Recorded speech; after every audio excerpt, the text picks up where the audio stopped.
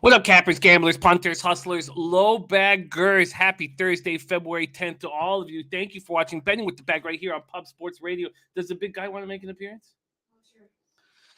Big birthday party here last night for the big guy, Carter Bear, turning 1 year old.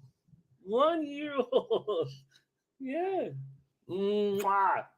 He's one. Love you, buddy.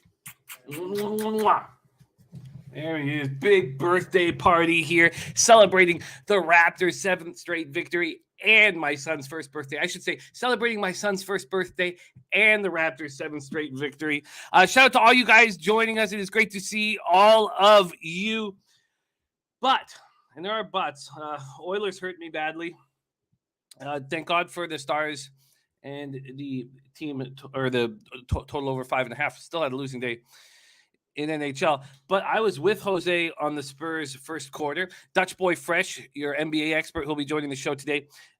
He had the Cavs first half full game. I had the Spurs first quarter. So did Jose. We're a happy family. A happy family. That was my only bet in NBA last night. So,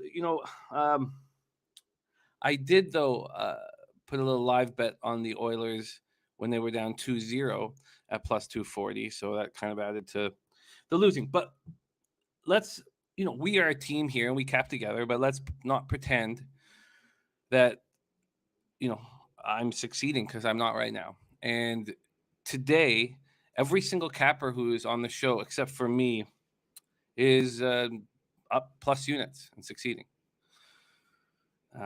So I'm going to say that out loud, not pretend it's not happening. I expect to succeed, and I'm not doing it, and I just don't want to, play pretend. So just wanted to mention that every single person on the show, other than me, by the way, Jose Bouquet, one-hole Bouquet, back to double-digit units himself. Maxwell Smart sweeps the board. Because that's the one thing that we'll always promise you, no matter how embarrassing it is at times, is the honesty and transparency. And look how everything has changed since holding my son. So happy to angry. Mr. Gogster will be joining us for NHL. Bob Taylor in the house. We got Brian Watson. Vipe. Raptors trifecta. Man, I've been noticing how hard you're hitting these, how successful you've been on these trifectas. Very, very impressive. Very impressive. Henry Dice ready to get to work. Tony, thank you for joining us. There is Nut Flush. Allen says, I know people don't understand that when I say my low bag family, it is actually family to me, but nothing better than our family. Yeah, no, I feel you. Jedi for Life, Sharon in the house. There is a TJ ready to get to work. Arizona first period, Chicago engine under with money. Great call on the under. That was beautiful work. Those Oilers are just bad. They're bad. Buzznuts ready to go. Mark Schillingberg in the house says, I flipped. I was terrible NBA prior to NHL break. Killing NHL. Now I've swept NBA past today's terrible NHL. We're going to get back to it. I've made a ton of bets. I almost made my 7th bet, and I was like, you know what? You're not winning. Not winning overall, not winning of late. So I don't mean I'm telling you I'm going to lose the bet before I bet. But I pumped the brakes. I almost bet the Lightning at plus 100, and I pump the brakes. Maybe after we talk to Mr. Gogster, we move on it. There's Kev Reed. Kev Reed joining us again. Love it. Says day 2 of Jimmy of NBA and NCAA bets. Didn't go well yesterday. Okay. I don't like hearing that. We'll get you back in the right ways. There is North Ender. Thank you for the love for Carter. For show cash, Billy Friedrich, Prince of the City says, how about them Flyers? Yes, you were right. Again, That was poorly done. Poorly done. Degent Woodworker in the house. Okay, we got a great group. Thank you. There's Von Polo, ready to go. Had a perfect day at NBA. I love hearing that, Von Polo. And there's Clint saying, how about them Yotes? Only cash price premium because I couldn't let my heart get in the way. But hell yes, congratulations. They're playing improved. I guess that's the only nice thing I can say. There's my guy B-Ball. He's going to be rolling with us in San Antonio. Oh, yeah, throw B-Ball on the list, one hole. Get B-Ball 19 on our list because he's going to be rolling with us. CD base. I love it. I absolutely love it. Slatsy. There is my guy Robert Cherry, a.k.a. Trooper Ayash Allah. in the house. Dennis Garcia. Okay, we got a great group. Serious Business, Michael Evelina. Jeff Slaughter says, let's get back yesterday's Juventus -1.5 at +120 from our Jeff Slaughter. Juventus -1.5 at +120. And look at Esquire saying, ain't no way the Warriors covering by 10 today. I can't wait to break that game down. That's going to be a lot of fun. We're going to have a great show today. There's Birdie in the house. All right. And Michael Levin says, I want to smash the Caps, but no Ovi, and it's hard. Also, we have Martin St. Louis making his head coaching debut. Leave it to the Habs to hire a coach who's never coached at any level in his entire life. What a garbage fire that franchise is. Did I say that about the most storied franchise name? You're damn right I did. La plus grande franchise dans la histoire du hockey. Hire a coach who's never coached the level. I mean, hire Birdie. He's coached at elite levels. Come on. You can't hire a coach who's never coached. What are they doing? Okay. But I do love Martin St. Louis. Okay. And TJ says, must tail the old one-hole bouquet at this point. Yes. I'll pull up one-hole's action. I don't know if one-hole has action. We're going to have to see if one-hole has. No, is this a nodding? You're saying no. But, sorry, I can't pull out everything at the same time. It's just, there's a difficult day, baseball season coming soon. Okay, I still think one hole will get it started here. Let's just take a quick look because I believe one hole is. Let's just pull him up really quickly. I'll pull up his record, but I believe he's got a little winning streak going. Here's the say. Hey, I'm 2-0, last two. Not a big deal. Whatever. I think it's longer than that. Actually, I believe. I wouldn't say it. 3 because you cashed when you went 1 and 2 when you lost Pacers Hornets. You cashed Raptors -3. Wow. That's the last bet you put on the board. So. Raptors -3, -107, Bucks -3.5, and Spurs first quarter +2, 3 straight. And that comes on the heels of a 5-game losing streak. So nice to have you back in the black. Slatsy says, I would love Birdie as our coach. Imagine me. Okay. Luke Murphy says, played junior against St. Louis when he played for Hawkesbury. Great player in person. Yeah. Look, he's always seemed like a good person. But, it's about trying to hire coaches who've coached before. But okay, Christopher Comentini says, one hole, I must have missed something. You can't miss a show, Christopher Comentini, or you miss important nicknames. Let's bring in your first guest who also has an important nickname, All Raw Dog Gogster. Belleville's finest joining us for NHL. Raw Dog, how are you, my man? Welcome to the show. Hey, what's going on, guys? How are we doing today? It was a long time ago, Jimmy, Costa Rica days. But, that's how we got that one. Guys, how are we doing today? Let's all business. It's been a rough couple of days in the hockey hemisphere. We got to get back to it. There's a couple Canucks. We've embarrassed ourselves, Jimmy. Well, I've embarrassed myself. I'll talk about myself. This has been awful. This is if you guys follow me on Twitter, the last couple of days, it's been a little rough patch. But I like this card, Jimmy. I think we got a nice one here today, guys. How we doing? Good to see everyone. Let's get at it. No messing around. The Leafs are on the card too. I was a little hesitant yesterday too, guys. I only put it one play. Should have been on the Calgary 6-0 over Vegas. I felt like that was kind of low hanging fruit, as we used to say here. Let's go, Jim. Let's pull some triggers, as we say. Let's do exactly that. The card is fascinating. I moved on 6 bets. You've moved on 5, I believe. I did retweet your action. But we'll go over each and every game individually. Let's get to work. Great to see you guys. We are going to be doing NHL. We have from here at this point, we have 44 minutes of NHL. So a lot of time. No rush there. Maxwell Smart will be joining us at 11:55 Eastern. And then Dutch Boy Fresh will be 35 minutes after that at 12:30 Eastern, 9:30 Pacific to break down NBA. All right, let's get to work. We start 7 p.m. Eastern. Columbus Blue Jackets 21-22-1, 9-12-0 on the road at Buffalo Sabres 14-24-7, 7-12-3 at home at KeyBank Center in Buffalo, New York. I expect Merzlikins to be between the pipes. Not that he's been very good this year. 15-12-1, 3.41 goals against average, 904 save percentage. And then Dustin Tokarski is coming back. You telling me that Dustin Tokarski is going to just take 2 months off and then come in and just shine? I find that very, very difficult to believe. So difficult to believe. I moved on the Jackets. I believe you did too. I also moved on the over 6 because Columbus is rolling right now. Line is 3 straight games with 2 goals pop. Columbus power play 16.2, penalty killing 79.9. Buffalo power play 19.4, penalty killing 75.2. Columbus has looked really good offensively. You know, their first game back from the break, 5-4 win at Washington. They won 3 straight on the road. Line also had an assist, and Boone Jenner, the only player remaining from those tough to play against Blue Jacket teams, is rolling. I mean, look at and again, this is game 2 of a 5-game road trip. It's a character building spot for them. So Line A 4 straight multi-point games. Boone Jenner and Gustav Nyquist, who he had a lot of potential when he was a Red Wing. The only reason why anyone cares or knows Gustav Nyquist's name is because a spectacular thoroughbred was named after him, and also who has been the father of great horses. That's it.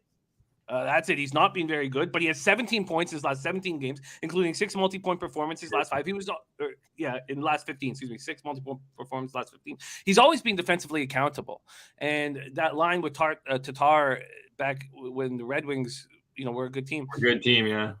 They were always so defensively responsible, that line, and just couldn't take it to the next level offensively. Boone Jenner has 12 points in his last 12 games, but the Jackets are dealing with injuries. We went over them. Doesn't seem to be bothering them offensively. Texier, Justin Danforth, Emil Bemstrom, Eric Robinson, defenseman Jake Bean are all out. And the Sabres haven't played since the All-Star break. They were last seen in a 5-2 loss at Vegas. And this is a team that's got a ton of injuries, but there's a big but to this. That can change. We haven't seen them now, for 10 days? We haven't seen them for 10 days. So that could change. A lot of these guys could come back. So you have Will Butcher, Casey Middlestad.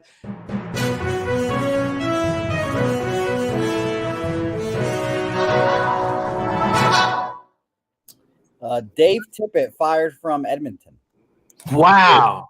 Good. Wow. Tippett fired from the Oilers. Wow. God. It's the management team that should be fired. And maybe they'll hire Riley Smith.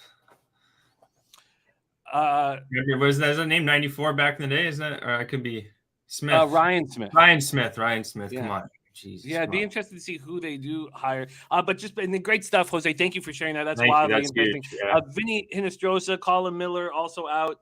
This team is beaten up. So I've moved twice, and I believe you did too.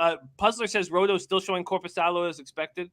And yeah, it's tough. Either of these 2 goalies, to be honest, I don't like the way Merzlikins is playing on the road, and Korpisalo, he is Swiss cheese, but you're getting a Buffalo team. I'm seeing the lineup right here from one of the beat writers, guys. Skinner, Thompson, Tuck, Bjork, Cousins, Okposo, Asplund, Krebs, Olofsson on the third line. Wow. Jankowski, Eakin, and Hayden. Middlestad's in a non-contact. So they're still missing some players here.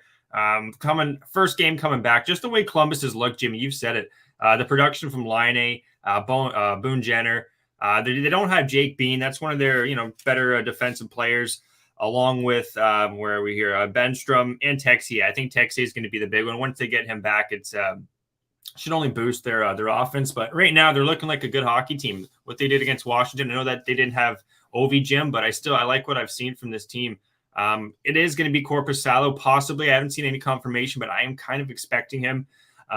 Just after that game against Washington, I don't think they're going to go back to Merzlikins. With that being said, I did pull the trigger, guys. Columbus money line -105. I grabbed that at. I think it's -111, Jim, at Pinnacle. So, I'm going to pull the trigger on that. Just looking at their goals too since the month of January 1st, guys, 2020.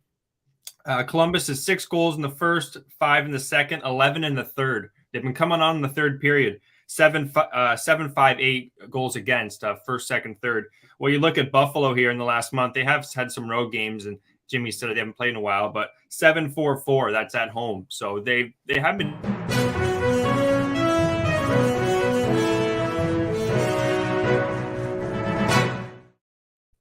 Merzlikins has been confirmed. Okay, Merz is, you know what? You got to expect him to have a better game than what happened against Washington. If you guys watch me on the show, I've talked about Korpisalo, Swiss cheese. The guy, his parents might be Swiss cheese. Like he's just came out of the womb with holes in him. But yeah, I don't like Korpisalo here. With Merzlikins, I don't want to go humming back and forth here, Jimmy, too much, but it's just the way Columbus has been playing, guys. I like what I've been seeing. Buffalo, I don't like the spot. I don't like the spot for Buffalo, and just the way Columbus is playing. Money line guys. I also pulled the trigger here. That was the only one, actually, Jimmy, I believe. I was going to pull the trigger on Columbus team total over 2.5 guys, but it was at 3.5. So I stayed off that one. But Columbus money line -105, -111 now. Pull the trigger, guys. I love it. I love it. And I guess the total's gone to 6.5 at some of these books. Let me refresh this. Well, I still have it at 6 at -120 at Bet365. Birdie says I'm staying away here. Blue Jackets should roll, but I can't back a bad team on the road versus another bad team for minus juice. No value here at all, in my opinion, on either side. Yeah, I get that. I just they're playing, right? But it's Tokarski. Him too. It's not like he's just was off for the All-Star break. He's been off since early December. Yeah. And you expect me to believe a goalie who I'm not sure is qualified to play in the NHL can take 2 months off and just come in? That's it for me right now. Yeah. For Show Cash, that's circa downtown Las Vegas, most exciting sports book in America. Big screens. Look, for Show Cash, they don't have a horse book. And if you don't have a horse book, I won't set foot in your fucking establishment. So I don't care what their screens look like. I don't care. I'm never stepping foot in circa. Might swim in the pool. Yeah, this guy. I might stop in there, Jim. I'm not. Okay, that's great. So we beat the market move. You got 5 cents better at Pinnacle than I got at Bet365. One more thing before you go here. 57% penalty kill since 2020 here, guys, from Buffalo. Their penalty kill has been asked. Now you got a hot Columbus team with their offense going up against a goalie in Tokarski who hasn't played in a while. It's like doing a math. It's like a math equation, guys. I don't want to sound like a nerd here, but it's just Columbus is coming out of the at the end of the equals sign. And that line, the more I talk about it, is, I've just shat all over the Jackets for a long time, but that line is really quality. You have the sniper in line A. You have Gustav Nyquist on the other side, who is, has really nice offensive skills, but he's also a very accountable forward. And then you have some size and toughness in Boone Jenner, who goes to the dirty areas. It really is a well put together line. I expect more. Absolutely. Glory from them. Okay, let's roll. So Gogster and I both. So it's -120 right now. I got -110. Gogster got -105. I also made a move on that over. Curious to see what I got on that over again. The over is not something I love here, Jim. Just from my own capping here. Just first game back from Buffalo. I got to think it'd be a little more of a lockdown from Columbus too after that Washington game. That 6.5 too. I wouldn't love the over at 6.5, but that's my 2 cents there. I feel you. I got it at 6 at -115, and you were right. I hummed, and that was not a quick trigger. I sat there staring at it and thinking about it for a long time, because I could see a final score of a 4-2 Columbus. Both teams. I feel like both teams have to contribute to that, to getting over, and I could almost see one of them. Well, I think Columbus does. It's just, does Buffalo, get 3 goals, or does Columbus get 5, or 4-2 push? But 86% of the money here, Mike M on the under too. So it's I think Columbus. I like that side better personally. And by the way, Puzzler says Tokarski did play on January 30th, so he did play in that loss to Vegas. My bad. Thank you for that, Puzzler. Thank you for that. Okay, so there you go. There we are. We're moving past that Columbus Buffalo game, but we're all over it. Let's move to this game, 7 p.m. So I was capping pretty late last night, pretty slowly, because I had been imbibing in adult beverages, celebrating my son's first birthday. And happy birthday to Carter. Yeah, it's great. It's fun. He's got a really sweet energy about him. That's awesome. He's fun. And so, I set the alarm as early as I could, but of course I tapped it, and so I didn't get up till late, like maybe 7:15 in the morning, and right away I went to Carolina Boston because they hadn't put it up, and it said Carolina -105, and I was beside myself. Tell me about this it. Has to be wrong. I thought that this had to be open.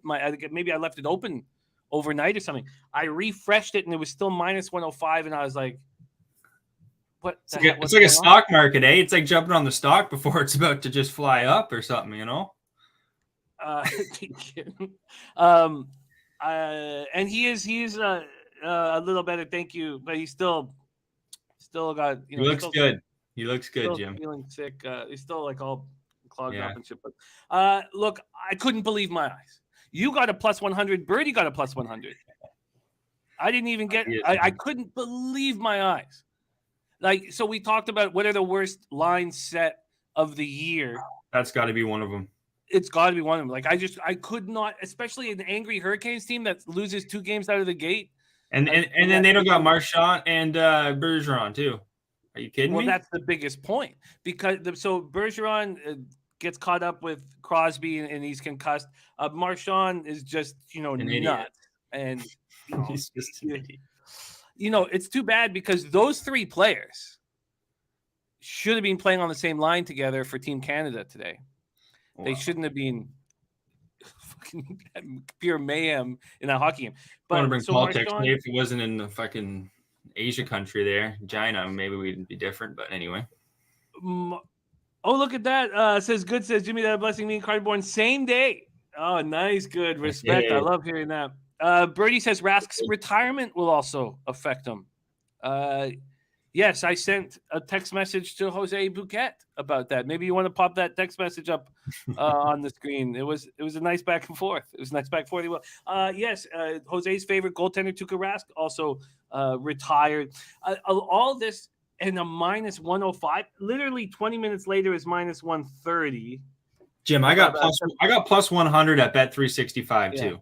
I bet 365 too. Yeah, wow. Yeah. So I got it at like I think it was 1:30 last night, right before I was leaving work. I checked it. It dropped. And I was thinking, are you kidding me? And then woke up minus 145. Unbelievable, guys. You don't see lines like that, especially this early too. It's probably gonna close 155. Well, it's minus 145 right now. I bet you it closes minus 160. Yeah, so it was just nuts. So going down, we can talk about all these notes, but we don't really need them. We can just talk about this game because it's so fascinating. Taylor Hall, Haula, and Pasternak have been playing very well. They've been playing very, very well. And anybody who knows hockey and watches hockey all the time understands exactly why they are playing so well. It's because they're the second line. You put all your attention on stopping Bergeron and Marchand. Also, of course, Haula's looking good out there because Bergeron has to take every important face-off against all the toughest centermen, and he's still winning 60% of those draws. And then Haula comes in and cleans up the mess. Now they're the first line.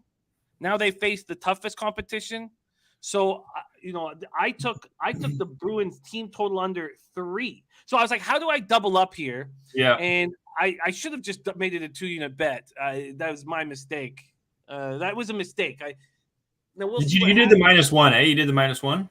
No, I didn't. I just took minus 105. I was like, why would I bother here? I'd almost thinking this could almost be a -1. I could see a puck line win too, But I got Bruins team total under 3.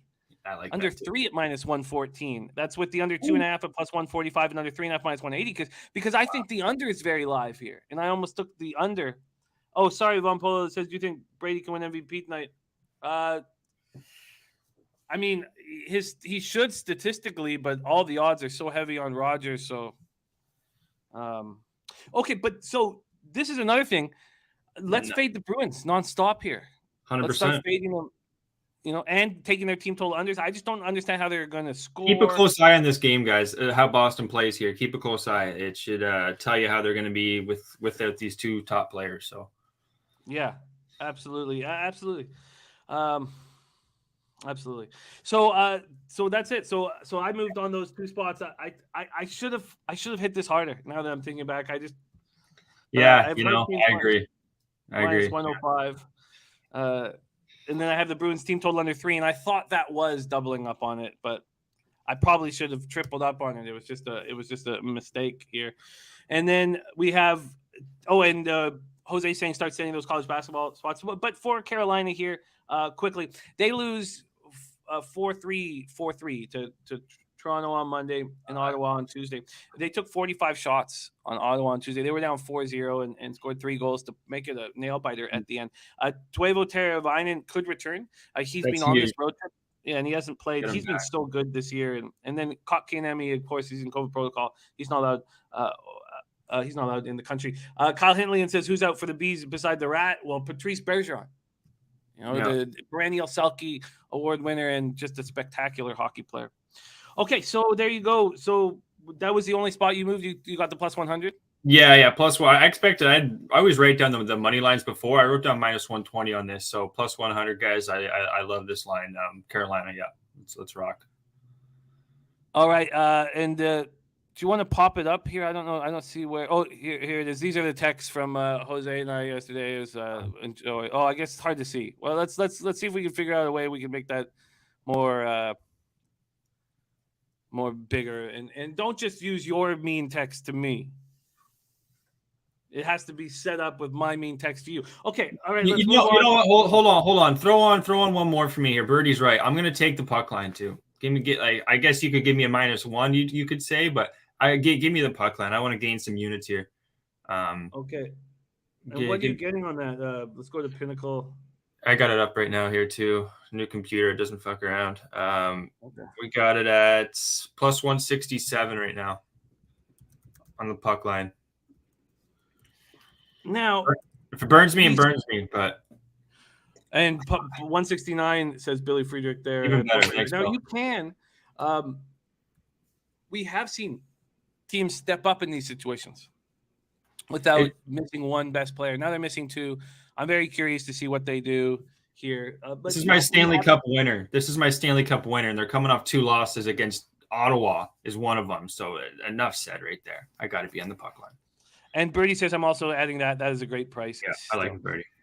Okay, right, let's move on to 7 p.m. Eastern. Now, I was late, so I beat some line moves, and I was late to the party and a couple line moves that I had to move on. This is one of them, 7 p.m. Eastern. Pittsburgh Penguins 28-11-8, 15-5-3 on the road. Ottawa Senators 16-22-4, 9-11-1 at home at the Canadian Tire Center in Ottawa, Ontario, with Tristan Jarry against Matt Murray.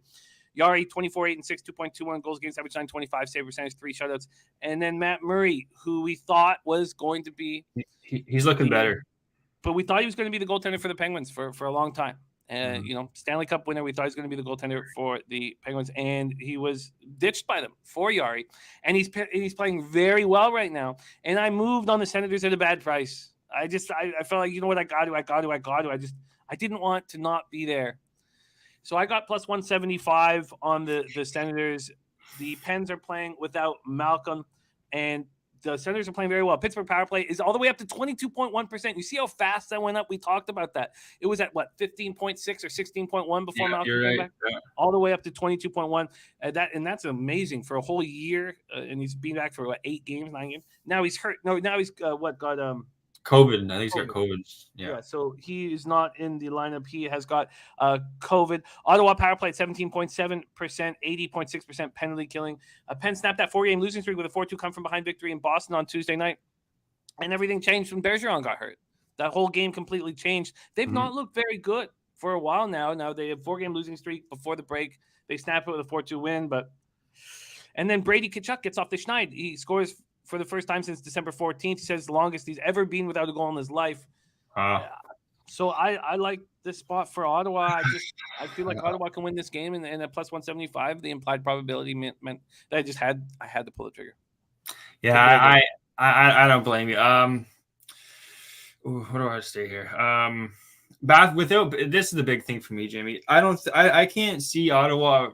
They have added a lot of their offense they're missing with Gambrell and Zaitsev's back on the DN. They're a healthier team even without Batherson and Norris, but without those 2 players, I just know they're good for a couple goals every game. Like they're 30% of their offense. Pittsburgh here, Jarry too. What happened with Jarry?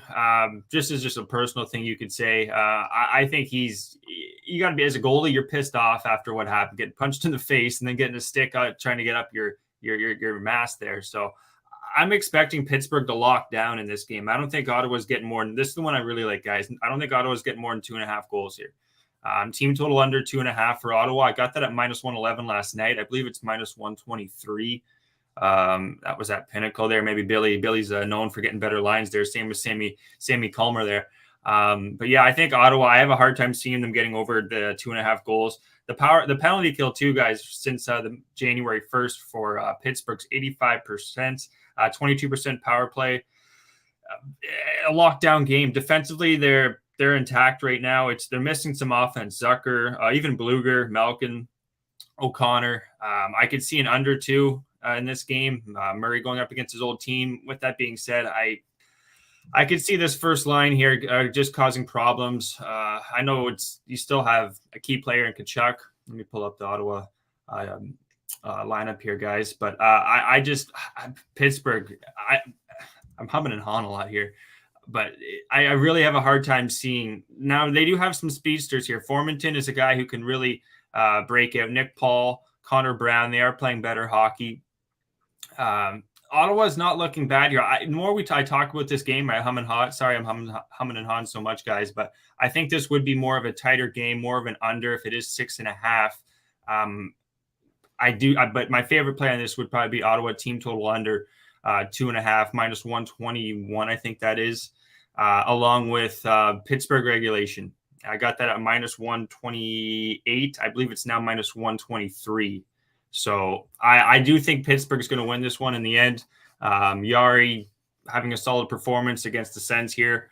And I don't think their special teams for Ottawa is going to do much here. So I'd have to lean towards the under, especially for Ottawa, as I've said probably 4 times.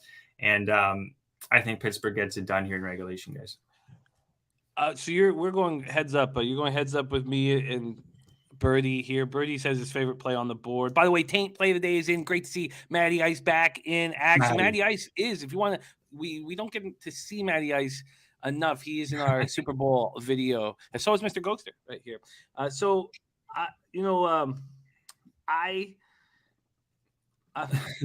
think you're absolutely right about that 6.5. If that gets to 6.5, even at 6, at plus 110.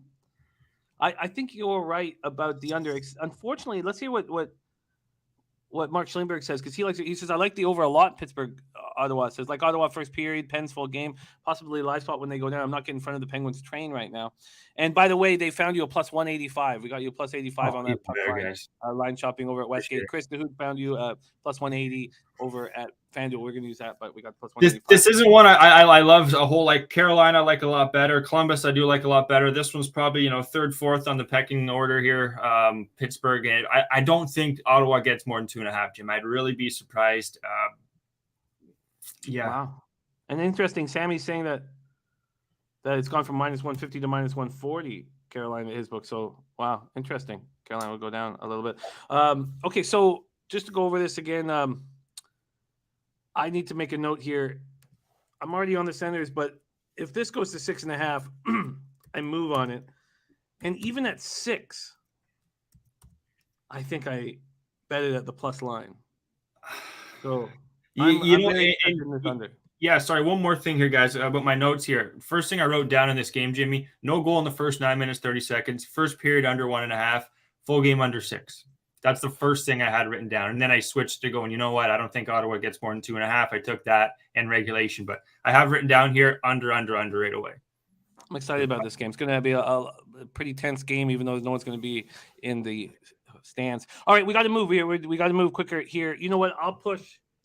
See if Max will get. Jose? Can you? I'll pick it up. Max? I'll pick it up. It's all good though, but we'll get 5 more minutes. Can you message Max? Ask Max if we can start at 12. Jose, thank you. 12. So pushing back 5 minutes. Next up, 7 p.m. Eastern. Washington Capitals 25-14-9, 13-5-4 on the road at Montreal Canadiens 8-30-7, 5-14-1. We're at the Bell Center, Montreal, Quebec. Ilya Samsonov 14-6-3, 2.89 goals against average, 902 save percentage, 3 shutouts. Had I known that Montembeault was day to day, I wouldn't have been on the Habs and as confidently like an ass clown and cost a bunch of my friends money on Tuesday. Caden Primo is in a very tough spot. I imagine that he'll be better here. I mean, it's easy to say. 1-6-1, 4.62 goals against average, 874 save percentage. Washington's power play is terrible. Their penalty killing, they've allowed 6 power play goals on 9 power plays in their last 9. So their penalty killing is down to 78%. It used to be a strength of theirs. Montreal power play 13.6%, penalty killing 73%. Capitals returned from the break with yet another home loss. Remember, this was, I forget the stat, I gave it to you guys 2 days ago, but I believe this is their longest losing streak, or ties the losing streak since 2006, 2007 at home. They've lost 4 of their past 6 games. They're 5-8-2 in 2022. They just look bad. And Ovechkin came back, but he doesn't, he can't come to Canada, so he's not going to be in this game. You have to have 10-day isolation period for those who test positive. Habs opened with that disastrous performance, ugly 7-1 loss at home. They fired Dominique Ducharme. Martin St. Louis will miss will make his NHL coaching debut. He's never coached at any level in his entire life. He was last a special teams consultant for the Blue Jackets in 2019. The Habs have allowed at least 5 goals in 5 straight games. They're 2-15-5 in their past 22 games. This is unbelievable. They have not won 2 in a row all season. I have to play this one more time. La plus grande franchise dans la histoire du hockey. What a mess. Right. But I didn't move on this game. Gogster. I even thought if Montembeault could have been in goal, I would have taken the under. But he's still out, eh? Monty's still day-to-day. So with Caden Primo, man, I've seen this guy 100 times, not 100 times literally, but in Belleville a whole bunch. And he's been beaten by AHL guys here in Belleville on a nightly basis. Now he is going to be at home going up against the Washington team, who actually Kuznetsov, he is questionable here. I saw that from one of the beat writers. Now you got him, Ovi, Kepney, Mantha still, and Oshie. So right away, I want to kind of lean to what I was saying in the last game. Even a no goal early here. You got to think Montreal doesn't give up a goal early here, Jim.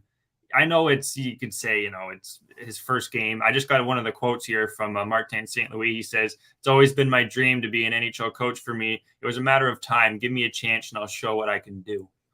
So, we'll see what happens, but I can only think, I know the numbers would completely say no, but I would only think it'd be a tighter first, especially with Kuznetsov if he doesn't go too. Just a dump and chase kind of game early on. And because it's not like Montreal screams offense either. So only thing would be Caden Primo. You got to think he does have a better game, but no goal first 9 minutes, 30 seconds. That's actually plus 130. So that's where I would be looking there. I lean towards that no goal early. Just tighten up the ship here. You guys looked embarrassed. You fired your coach. Is probably what you wanted. I mean, I don't know if it was Martin St. Louis, but I got to think it's we've seen a lot of overs, especially in December and January. So I can see kind of a little regression here going forward. We've seen a ton of overs, you're right. And even in NBA, the pace has been much quicker over the last week or so. Very interesting stuff coming from our chat here. First off, Sharon, where is it? Sharon's like, where is it? Nice job, Big Red. Love seeing that.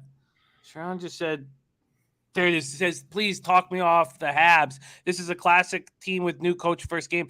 And then, this is the classic, team with new coach first game. I get that part. And then look at our guy, Birdie. Birdie says, I put Caps in the money line parlay, and I'm regretting very much that I did that. It was stupid by me. This is Habs or no bet, and I should have known better. I may be on the Habs before game time.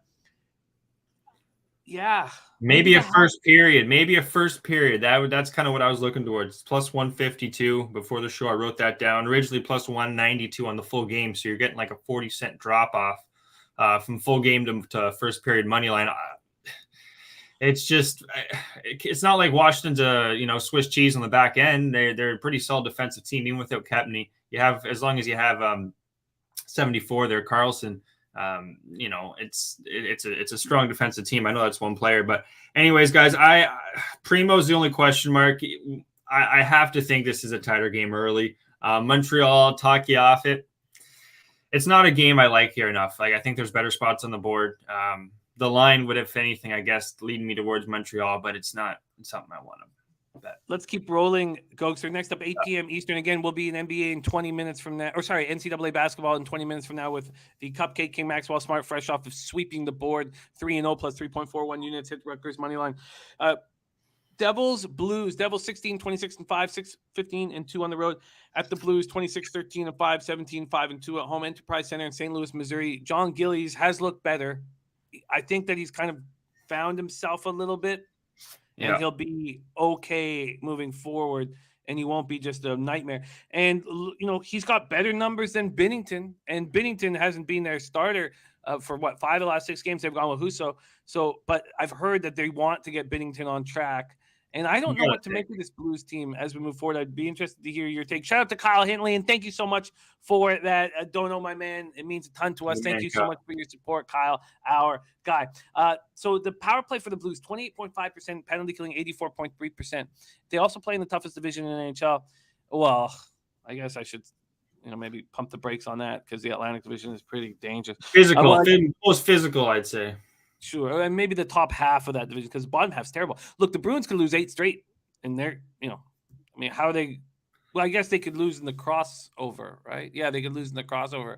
But the Wings are like, that's the next team in the division after them.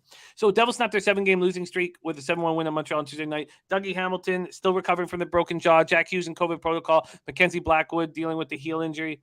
Blues have not played since January 29th. They lost 4-1 at home to the Jets, but they've been dynamite at home. 14-2-1 over the last 17 games. They're almost at completely full strength. Just Scott Perunovich with upper body injuries out of the lineup. Then they signed Craig Berube to a 3-year contract extension. Yep. So I don't mind that. North Ender on Blues puck line, Steve G on Blues money line. Let's do it. Slatsky says Devils 0-8, last 8 in St. Louis. Take it away, Gogster. Yeah, this is a team running hot. I just think they're going to run into a bit of a buzzsaw here. This is one I got wrong last time. St. Louis, they lost to Winnipeg.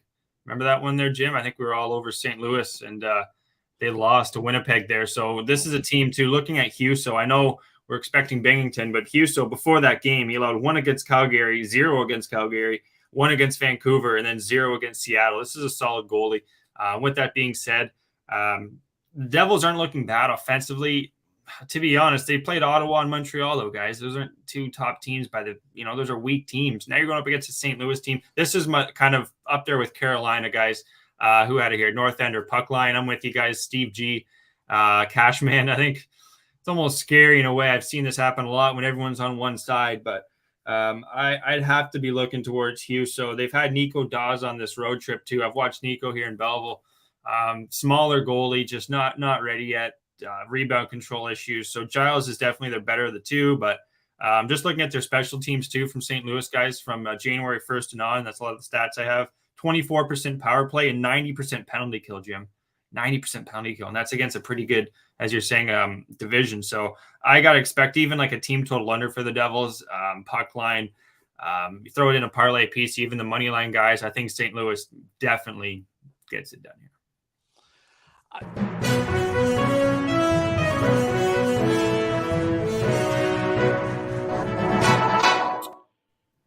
Marvin Bagley is being traded to the Detroit Pistons. And For who? It's a 4-team trade. The Kings are also acquiring Dante DiVincenzo. So that's late breaking news. 4-team trade, not announced yet, but I will be back in like 5 minutes to explain it. LA Kings? Who's he talking about? Sorry, Coach. We're talking hardball. Or hardcourt. Sorry, hardball. What am I talking about? 2 Canadians talking basketball. Okay, that was ugly. That was some ugly. 2 Canucks talking basketball. Okay, so let's roll on. I'm concerned. No, I'm not concerned. I can understand why Birdie thinks they're going to.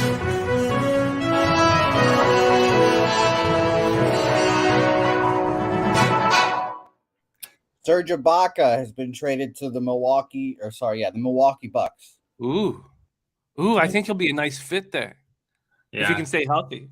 Sorry, what is hardball? Sorry. Sean said Jimmy went in for the slam there and whiffed. Okay, wow, that's exciting. And Bagley will get a lot of run in Detroit. I like it. And I can't wait till I can just start crossing the border with no strings attached and go watch them in Detroit. Okay, we got to speed this up. Next up, 9 p.m. Eastern. Oh, I don't know what the Blues are going to do, though, off the break. And I can understand Brady thinking they're going to come out fired up. But I just... Okay, let's move to 9 p.m. Eastern. Toronto Maple Leafs 30-10-3, 13-6-2 on the road at Calgary Flames 23-13-6, 7-4-4 at home. Scotiabank, Saddledome, Calgary, Alberta. How important is it to win the Atlantic? It's extremely important because 2 of these 3 teams are going to play each other in the first round. Lightning, defending Stanley Cup champions. Florida Panthers, who look dynamite. And the Toronto Maple Leafs, who have won 6 straight games and are not playing very good hockey. That is so dangerous when a team is not playing very good hockey. And Mitch Marner, 8 straight games with goals. Look at Johnny Tavares, though. -7 over his last 7 games, and they've won them all. That just shows how good Toronto is, in my opinion. Shows how good exactly. Yes, definitely. Toronto 30.3% power play, now number 1 in the league. 84.5% penalty killing, dangerous. Calgary 21.6% power play, 84.6% penalty killing. Dan Vladder going to be in net for the Flames on the second half of back-to-back, and Jack Campbell will be between the pipes for the Leafs. And Brady says second favorite spot for me, Leafs in regulation. Historical trends matter. I'm on the Leafs -1 here. I got in late. The minus 130 was available, and I could have moved on it, but I was like, I think people are going to have that 6-0 win in their heads, and I don't think that will change. And of course, it changes to minus 140, so I quickly pull the trigger.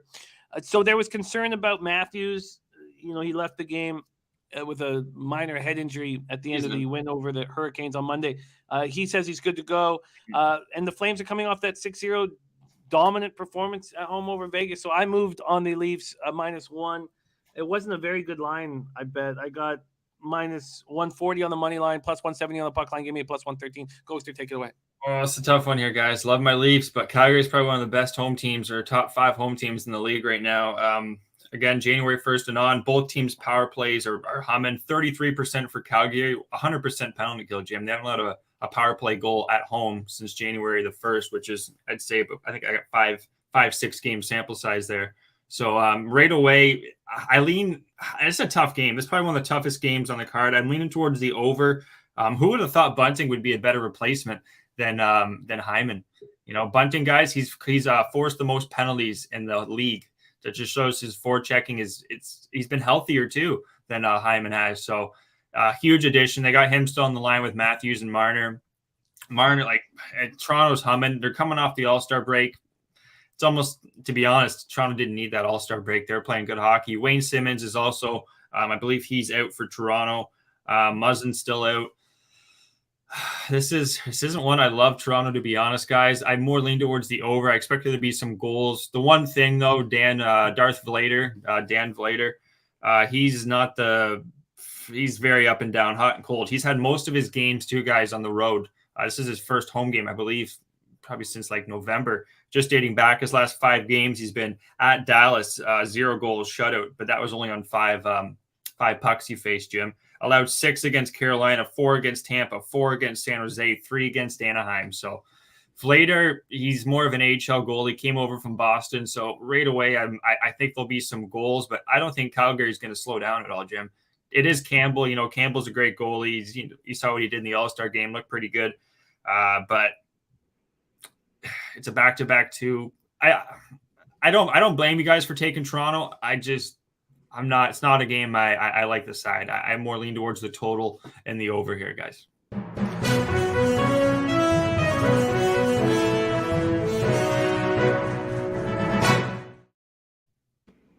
The Toronto Raptors have traded Goran Dragic for Thad Young of the San Antonio Spurs. Oh, Thaddeus Young. Okay. All right, we'll take them. I like it. I can work with that. So here we have our guy Dennis Garcia saying, and Dennis saying, Goji knows Toronto is a bad place, says Mr. Gogster. And Jeff Slaughter just moved on 3 more plays. So anytime you want to see what any of our cappers are on, just head over to our website. We have it listed. It's pretty cool. It's a pretty cool situation we have going on over there on our website right now. Dennis Garcia is saying Calgary to win the division is a bet you should make right now.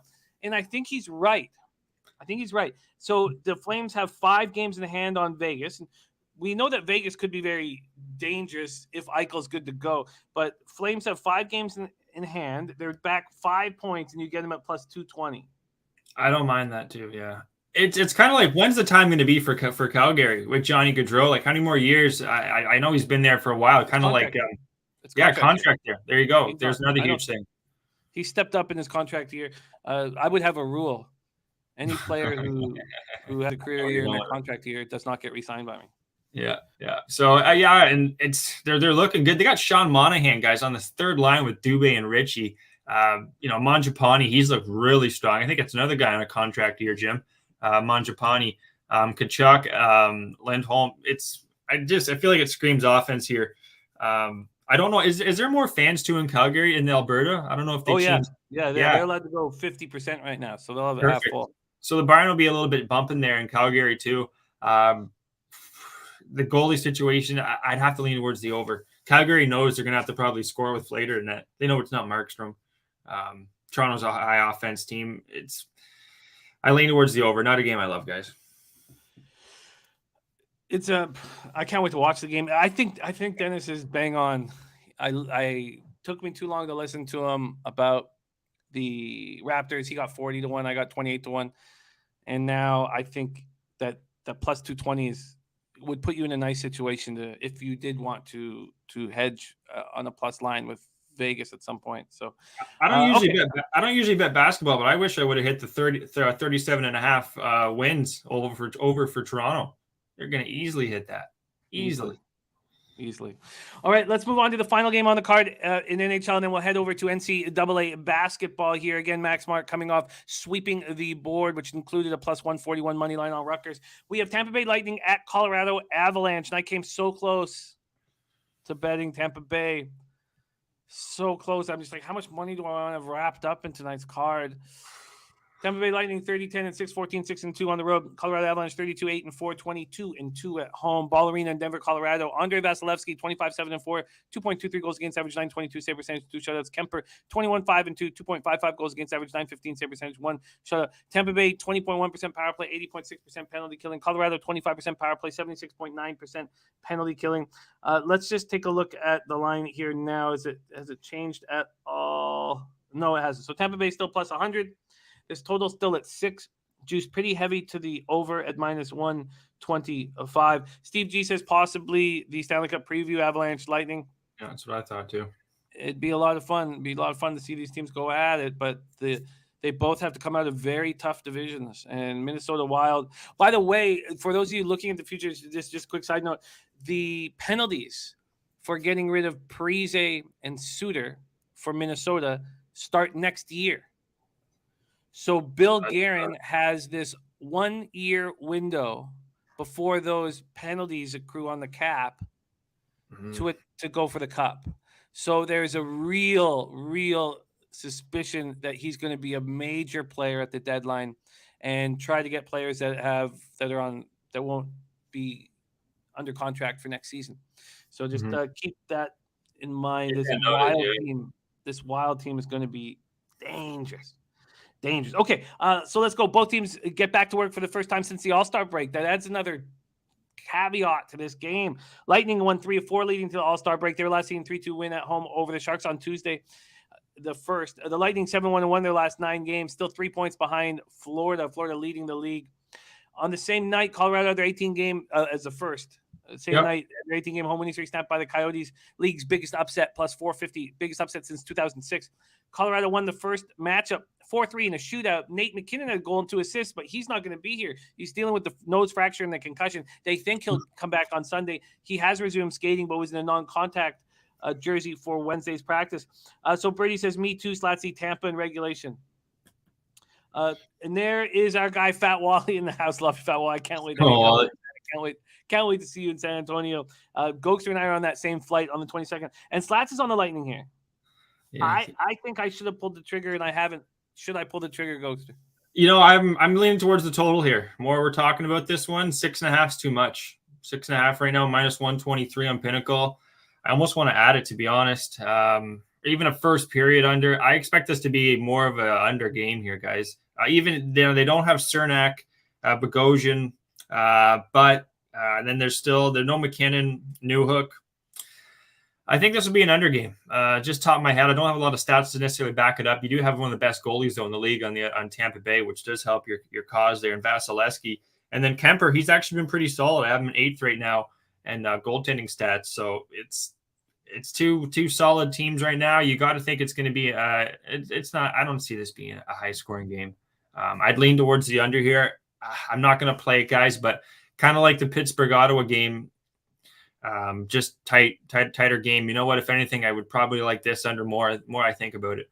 I think this is an under game, Jim. What do you think, buddy? This game's going to be electric.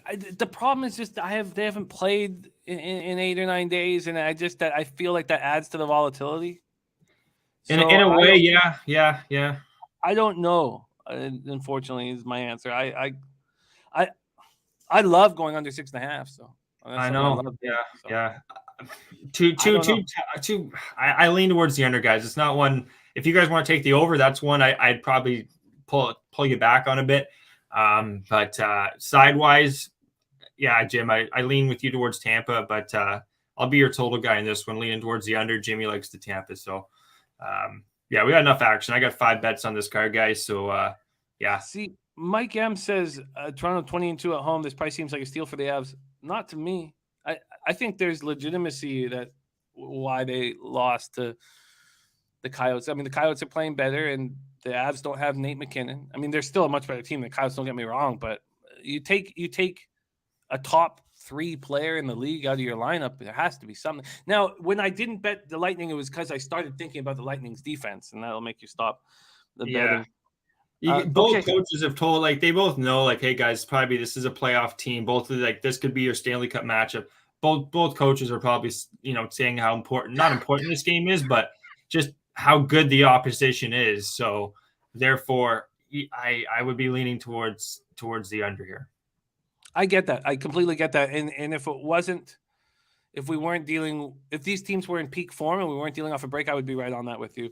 All right, let's review action first. We're going to go with bets that are already locked in, and then we'll go through additions. Mr. Gogster's on Ottawa, team total under 2.5 at -111. Pittsburgh in regulation at -128. Columbus money line -105. St. Louis puck line at -105. Carolina. Then we have the additions that we'll go over here in a second. I'm on Blue Jackets -110. Hurricanes -105. Bruins team total under 3 at -114. I built that 3 with a 3.5 and a 2.5. And Columbus Buffalo over 6 at -115. Leafs -1 at +113. Senators +175 on the money line.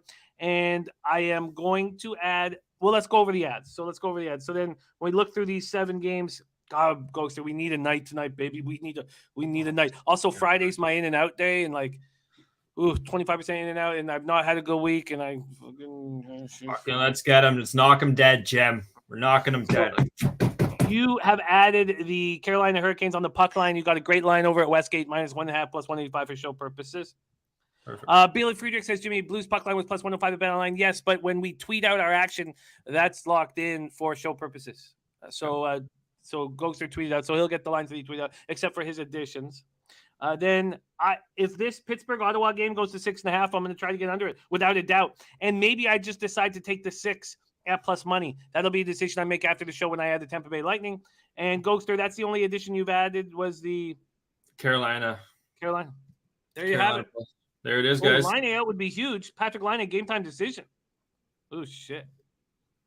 That is not what I wanted to see. You know what? Remember we said the line? Remember someone said from 150, or was it that game? I believe it was. No, it was the Hurricanes game. Oh, it was the Hurricanes game. Sorry. Yeah, that's a bit of a fly in the ointment there. A little wrench in the the back. But anyways, wrench in the back. That's the new one. I just made it up. Thank you, Mr. Gogster. Mr. Gogster, great stuff. Thank you for rolling with us. Mr. Gogster will be back again tomorrow. And we've locked in Mr. Gogster Thursday and Fridays here on Betting with the Bag. You can see him every Thursday and Friday, and we love having him. Gogster, my man, best of luck. We need it tonight. I'll be in touch with text messages as we're watching the game, and I'll try not to be drinking heavily. We know that's not going to be true. You get after it, Jim. Have a good night. Much love, my man. There he is, Mr. Gogster. Follow him on Twitter at EG_, where is it? EGO47_. EGO47_. Jose, if you could pop his Twitter handle in the chat. Okay, let's move on to NCAA basketball. And man, your special guest, who is our special guest Tuesday through Friday, we're so lucky to have him, has been so on. And when he didn't cash the 2 bets he made on Tuesday, it was because he went alternate lines. He went for a big score. Had he not done that, he would have cashed those too. Had he not done that, he would be sitting here 5-0 on the week. His play on Rutgers yesterday at +141 was fucking magical. What a great bet. And the big balls it takes to take a money line instead of the points. Cornell, first half team total over 41.5. A lot of our friends bet that as well. And then Northern Kentucky -2.5. I think they beat Milwaukee by what, Max? 40 points. Please welcome to the show the Cupcake King coming off, sweeping the board. Maxwell Smart in the house. Ain't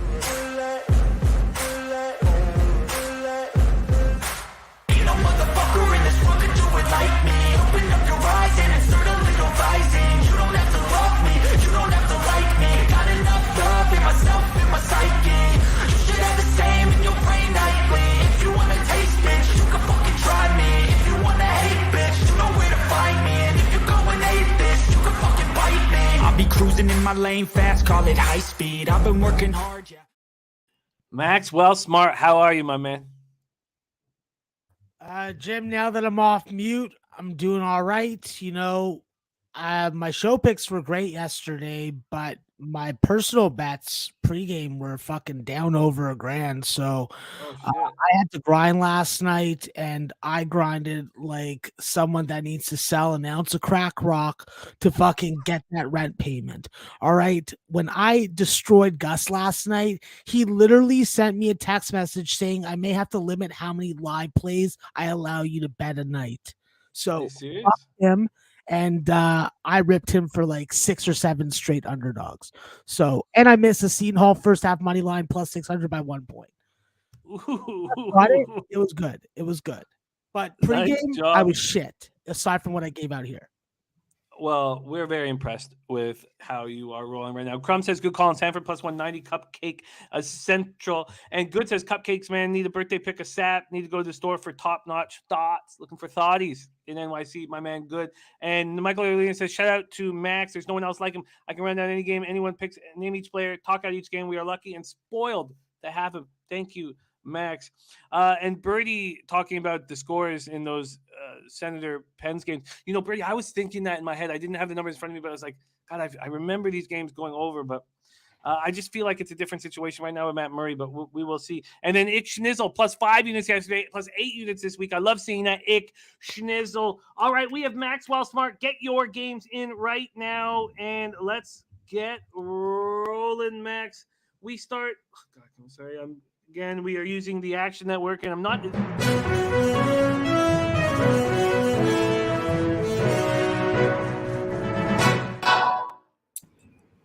As a part of that Raptors Spurs trade, the Raptors are trading a 2022 protected first round pick. And the Raptors are also getting Drew Eubanks and a second round pick from the Pistons. And hello, Max, how are you? Ooh, Eubanks could help. Okay, I like that. Max, let's get to work. We start with Bob Taylor. He wants to talk South Dakota State, Denver, rotation number 835, 836. South Dakota State sitting as 12.5-point favorites. And sorry, let me move over to the total here. We have, that's South Dakota shit. Sorry, South Dakota State. I'm going to stop looking for it. Oh, here we go. The total opened up at 156.5, very high, and is that dropped down to 155 at DraftKings, 155.5 at other books. Max, let's get rolling. South Dakota State, Denver. Yeah, this is a tough spot to bet the total.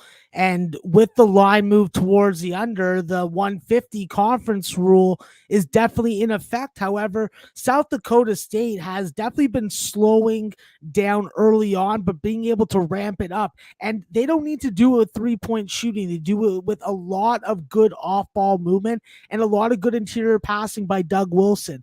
If they're able to continue shooting free throws at 80% while making 17 to 20 a game, I find it very difficult for this number to stay under. So Denver's going to have to be able to D up and be able to avoid fouling early on in this game, because the lower scoring they can keep it, the longer they're going to have a chance to be in it. In my opinion, Denver is definitely a very good dog at home.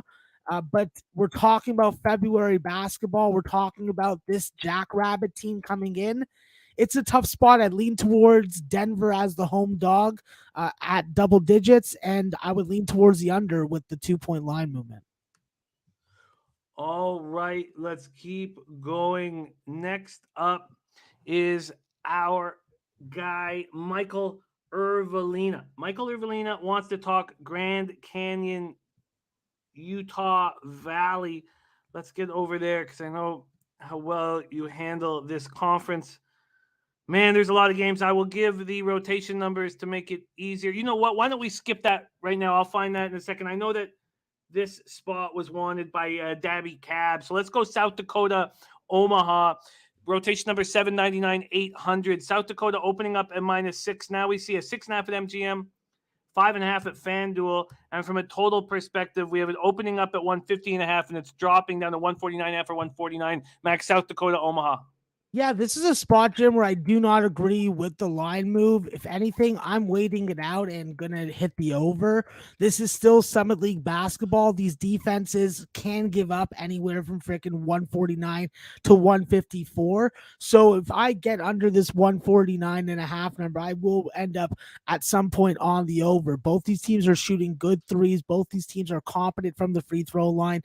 And with South Dakota, I like how Chris Peros Hunt really runs this offense. He's able to really get everybody involved and not have guys play outside of themselves. That's going to be important on the road versus Omaha team, who definitely has some outlier performances from guys coming out. Frankie Fiddler has been absolutely dynamic. 2 out of the last 3 games, he's had a 25 and a 35-point output. This is a guy that's definitely been up and down, but now we're seeing extreme production, no turnovers, good rebounder also. And when he gets to the free throw line, he shoots that shit and puts it down.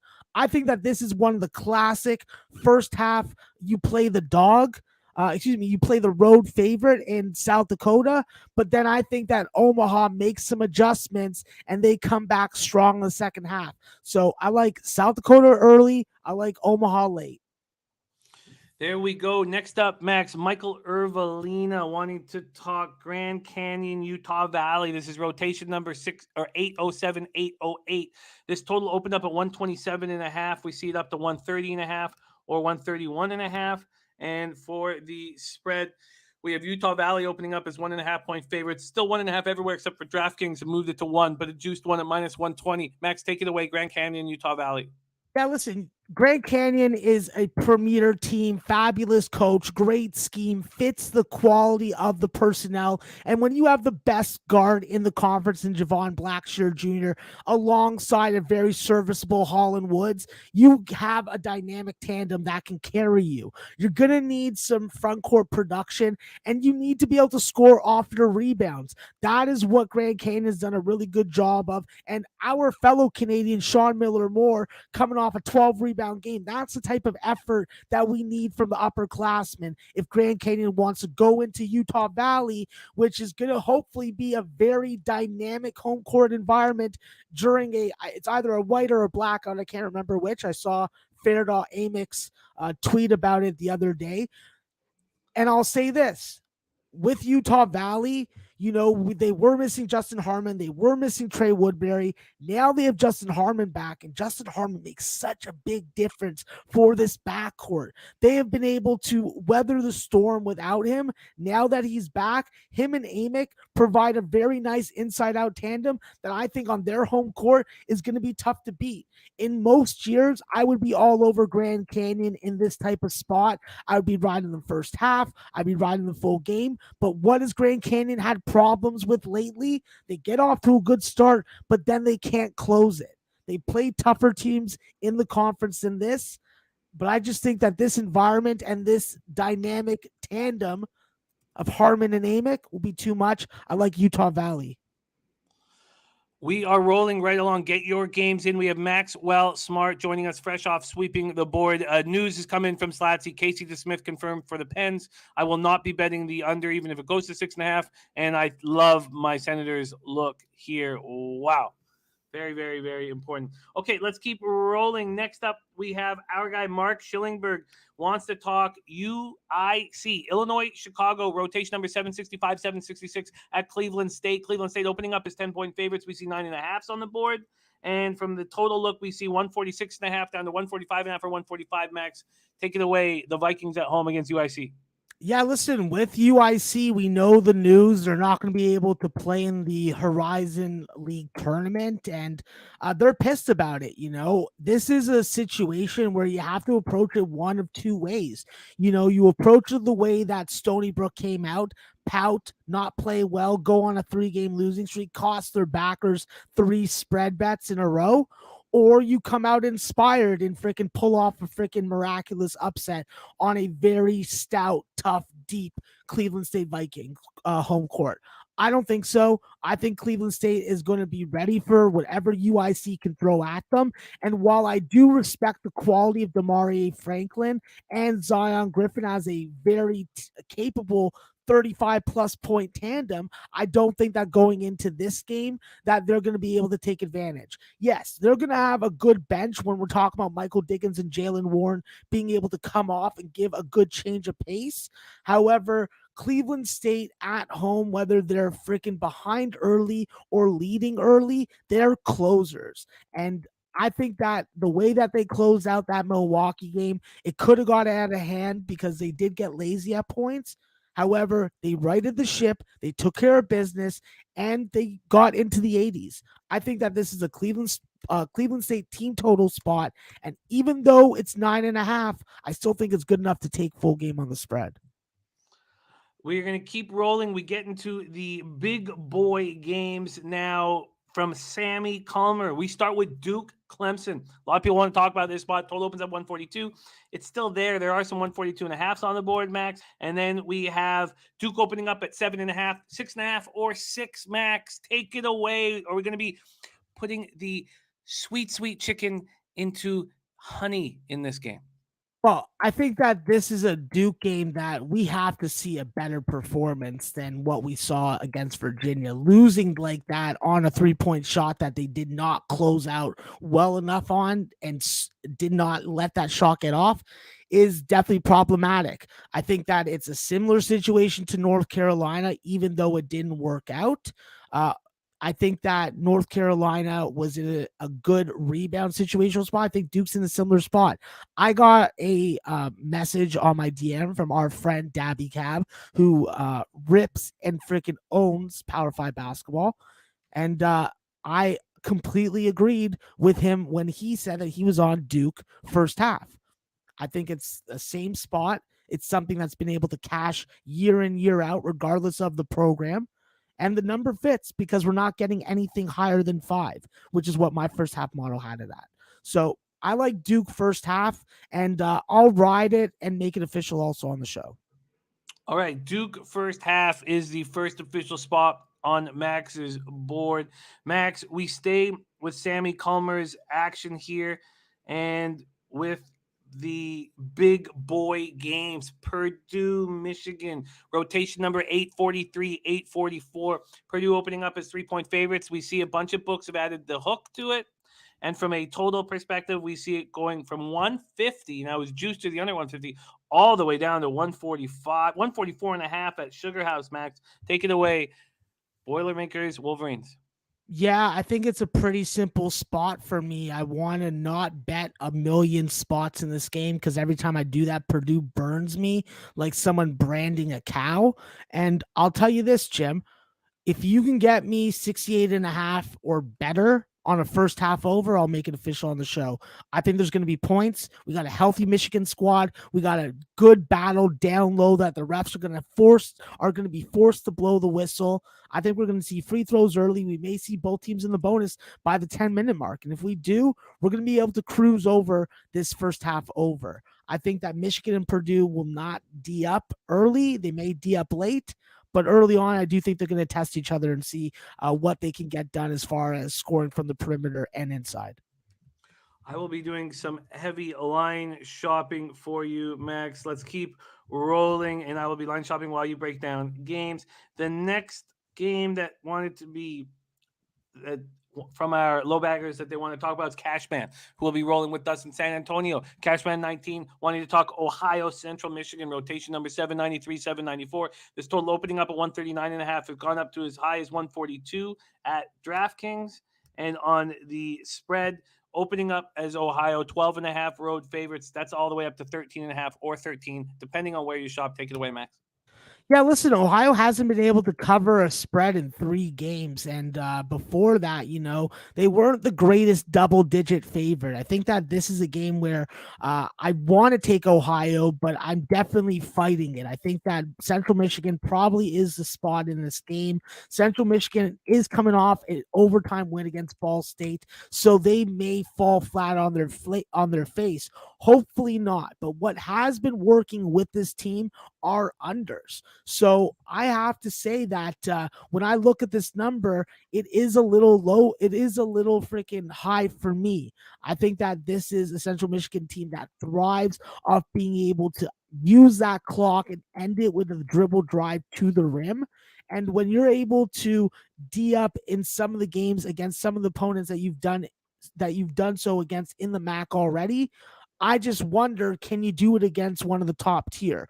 Because beating Bowling Green, beating freaking Western Michigan, or even Ball State on their home court is nice for how low this team was projected to be in the standings, but it doesn't really give me a ton of confidence. I think that the easiest play to take in this game is either the full game under or Ohio's team total over. I lean towards Central Michigan, but I'm not going to make it official. Oh, great breakdown, Max. And we have the cappers in the chat line shopping for us as well. Thank you so much for your help there. Couple spots from Billy Friedrich. First one, rotation number 791, 792, Indiana State at Evansville. Indiana State opening up as 3.5-point favorites. We see 4s and 4.5, or road favorites, I should say. We see 4 and 4.5s on the board now. And from the total look, Max, opening up at 127.5. It's still there at most books, but Sugar House has dropped at 1 point to 126.5. Considering how Indiana State embarrassed me on the Net Profit show, I'm not talking about this game. Okay. Okay. Let's keep rolling. Next up, we want to talk about is the Billy Friedrich's next spot, Mercer VMI. Let me see if I can find it quickly. And if not, here we go. Rotation number 785, 786. This total opened up at 149. We now see a 148.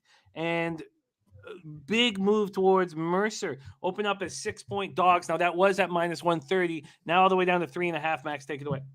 Yeah, listen, Mercer's healthy now, so now they seem a lot more formidable on the spread, especially at these types of numbers. We saw how Neftali Alvarez was able to really add to this freaking backcourt depth last game out.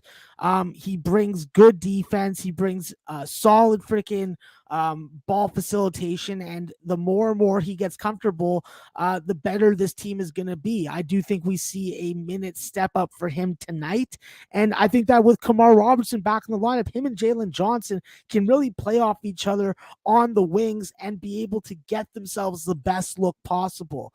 I like how this Mercer team is playing.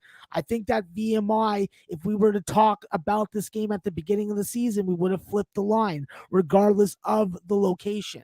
However, by my numbers, VMI's team total is valuable, Mercer's team total is valuable, and Mercer on the spread, even with the reduction, Jim, is still a good number in my opinion. All right, we are rolling here. Jim, actually, let's make a play on this game. I'm not going to pussyfoot her around. Let's go with Mercer first half money line. I do think that they come out and they definitely make Camdy Kerfman and Jake Stevens' life a little difficult trying to score from the perimeter.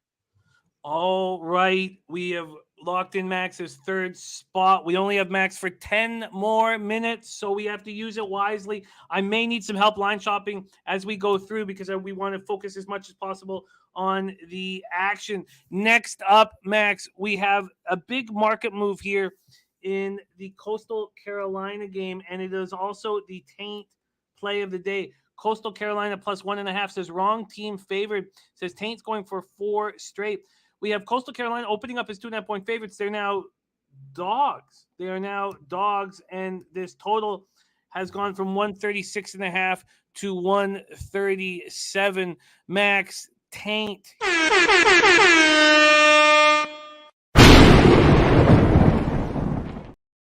What do you think of Coastal Carolina? Like I say with Connor Mack when Matt Randall comes in with the taint play there on our show, if I like it, I describe it in 3 words: Scarlett Johansson taint. And that is very good. When I say those 3 words together, oh my God, yes. I love Matt Randall's play on this. I think it's a fantastic play. With Coastal Carolina, we know how I am very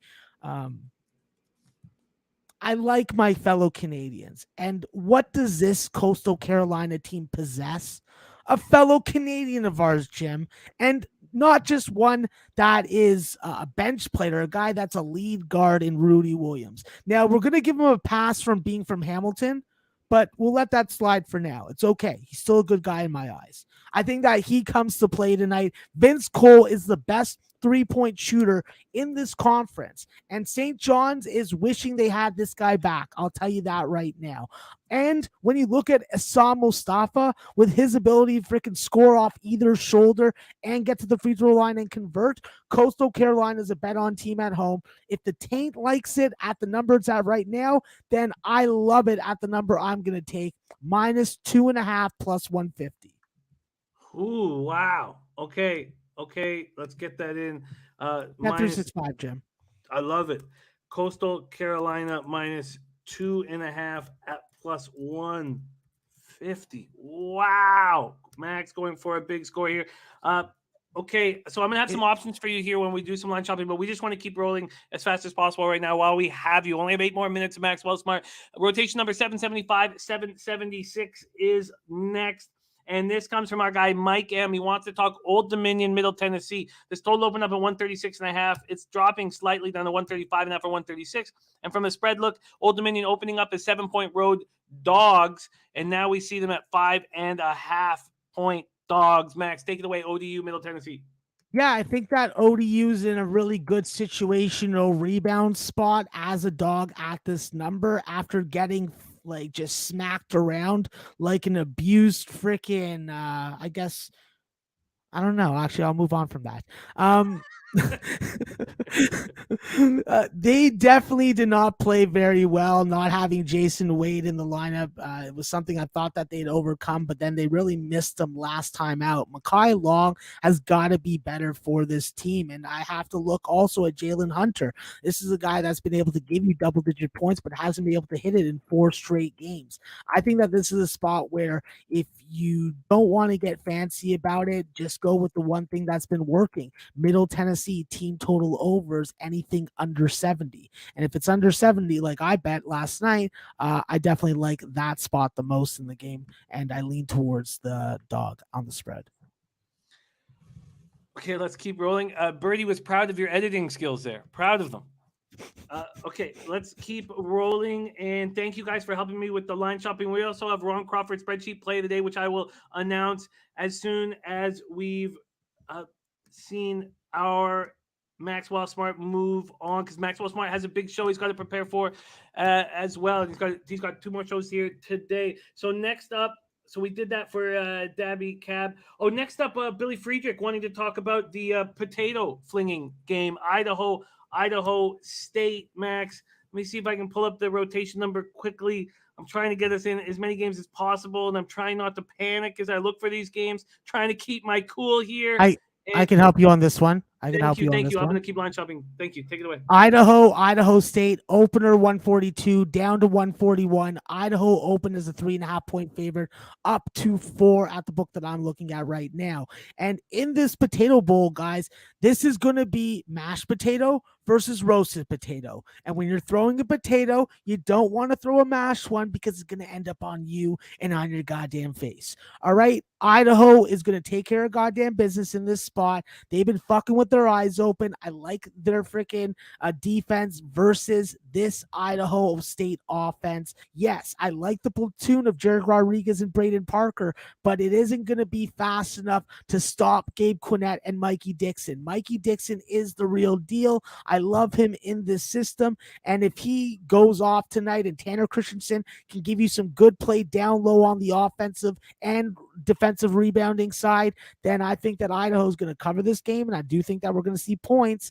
Idaho State's going to have to score, or they are going to get knocked the fuck out.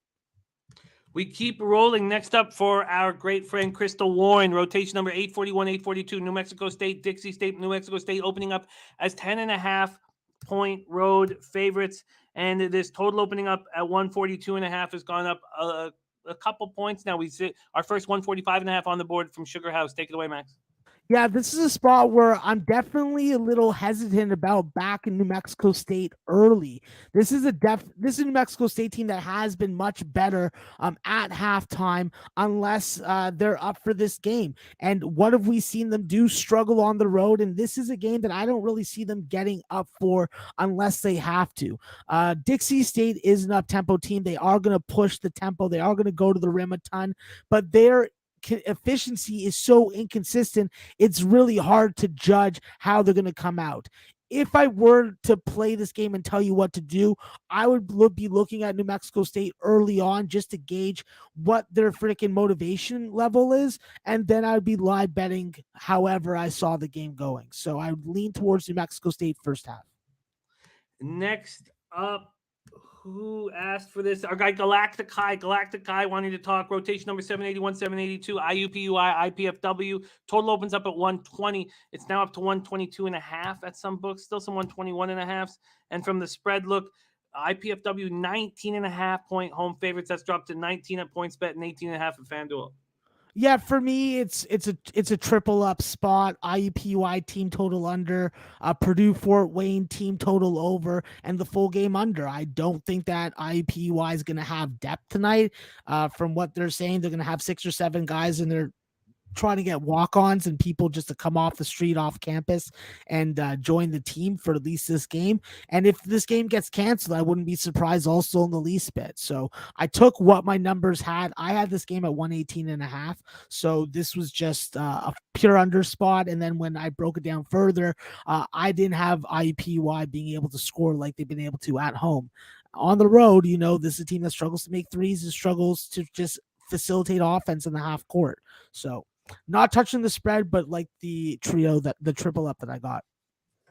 Couple things here, Max. We got you first half Mercer at plus 131.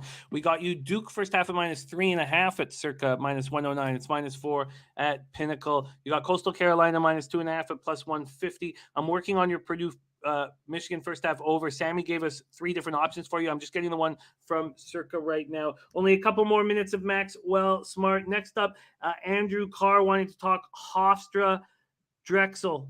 Hofstra Drexel, Max. This is rotation number 777, 778. Drexel opening up as 1.5 point favorites. That's where they are. Actually, a couple books have moved them to 1 point favorites, and this total's gone from 146.5 to either 146 or 145.5. Max, take it away. Yeah, I don't get the line. I would have had Hofstra as a 3.5 point favorite. I took them on the additional spread, and I think that they win this game, period. King Art wanting to talk Mount St. Mary's Wagner. This game pops off at 5 p.m. Eastern, especially for those in the West Coast that are looking to get through the day of work. This total opened up at 125 up to 128.5. Oh, wait, we're not. Yeah, if you follow me on Twitter, you know how I'm betting this game. I don't need to say anymore. Then we have Row Your Boat wanting to talk William and Mary versus Towson. This is the other 5 p.m. game. 757, 758 rotation number. The total at 137.5 has not moved. And from the spread look, we see a big move towards William and Mary, opening up at 21.5 all the way down to 16.5 at FanDuel, 17 everywhere else, Max. Yeah, it's a stay away spot as far as the spread. Towson was able to really handle this William and Mary team, and it's just, a number is just not going to make sense. And in the 20s with Towson, it's just an uncomfortable situation for me. I would lean towards William and Mary first half just to gauge how they're matching up with them the second time around. But we know that William and Mary plays their best conference basketball on their home court. So no play in that game for me. Next up, we have Ron Crawford. Ron Crawford has moved, and this will be the last game here on the show, Max. Thank you for everything that you've done here. We've been rolling through these games. Florida International for Ron Crawford. They open up at +4. They're now available at +5.5 at some books. And this will be the last game that we break down. Shout out to our guy, Ron Crawford. As soon as this clip ends, Max, take it away. Ron Crawford on Florida International +5.5.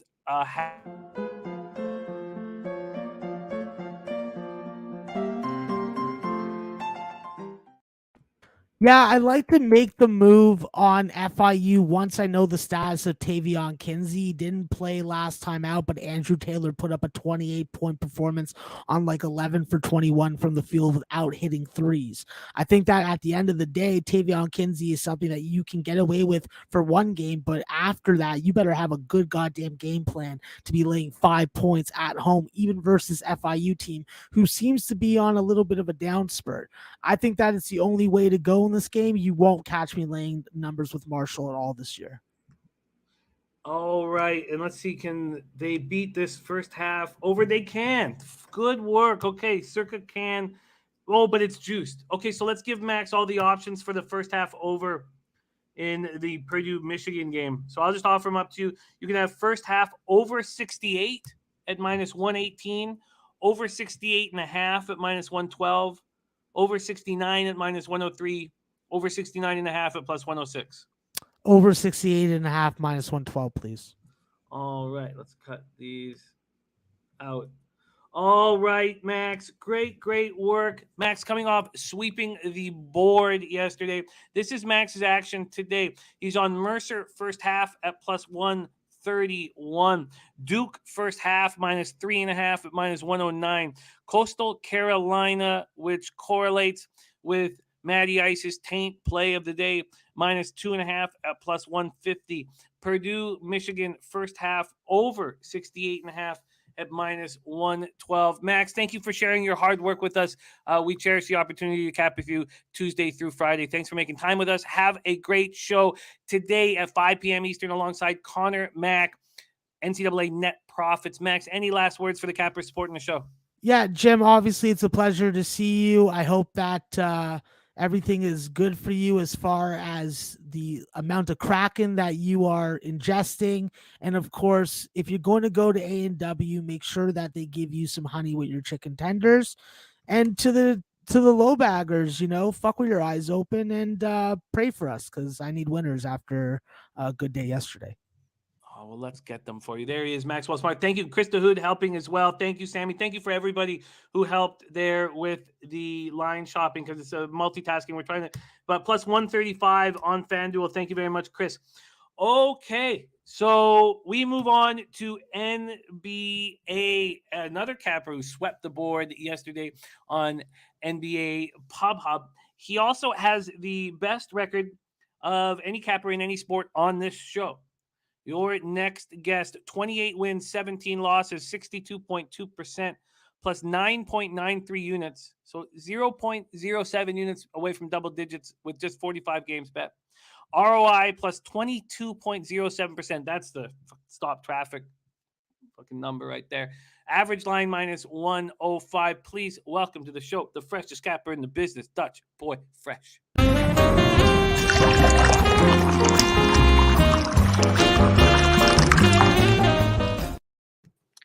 Dutchy, what's good? Jimmy the motherfucking bag. Yo, salute my guy. Salute to you and all the motherfucking real ones holding it down in the chat. Yeah, man, you know what it is, Jimmy. You know why I'm here. I'm here for one reason, to turn your bookie to a bum. A fucking bum. No knife, no gun, just that knowledge, son. Yeah, man. It was a magic yesterday, too, for us with the Cavs Spurs game. Jose and I cashed Spurs first quarter comfortably. I mean, I know he got 2, I got 2.5, and I know they only won the first quarter by 1, but they were up 30-25 with like 30 seconds left. So I had poured another glass of Maker's Mark and just sat back and relaxed. And then you cashed first half full game. Man, make the family happy. So we have trade deadline today, and Jose's been coming in, giving us breaking news as the show has gone on. A ton of things. So a ton of moving parts. Let's just leave it at that, and let's get right to work here with Dutch Boy Fresh. Another capper swept the board yesterday, Dutchy. All right, let's get to work. We start 7 p.m. Eastern. Memphis Grizzlies 38-18, 18-19 on the road. To Detroit Pistons 12-42, 8-18 at home. Little Caesars Arena in Detroit, Michigan, and we know that they will have Marvin Bagley in their front court pretty soon. It's exciting, starting to put a basketball team together. Memphis 4-1, fifth in pace over their past 5, 100.41 possessions a game. And Detroit 0-5, 17th in pace over the past 5, 98.40 possessions a game. When we go over to the market in this spot, we have Grizzlies opening up at -9.5. They're now -11 or 11.5.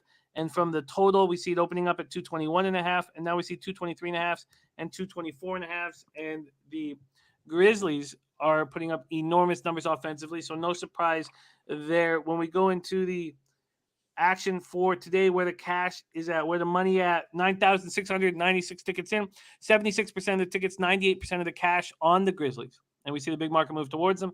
Then 71% of the tickets, but just 52% of the cash on the over. So there have been some big bets made on the under, which is fascinating.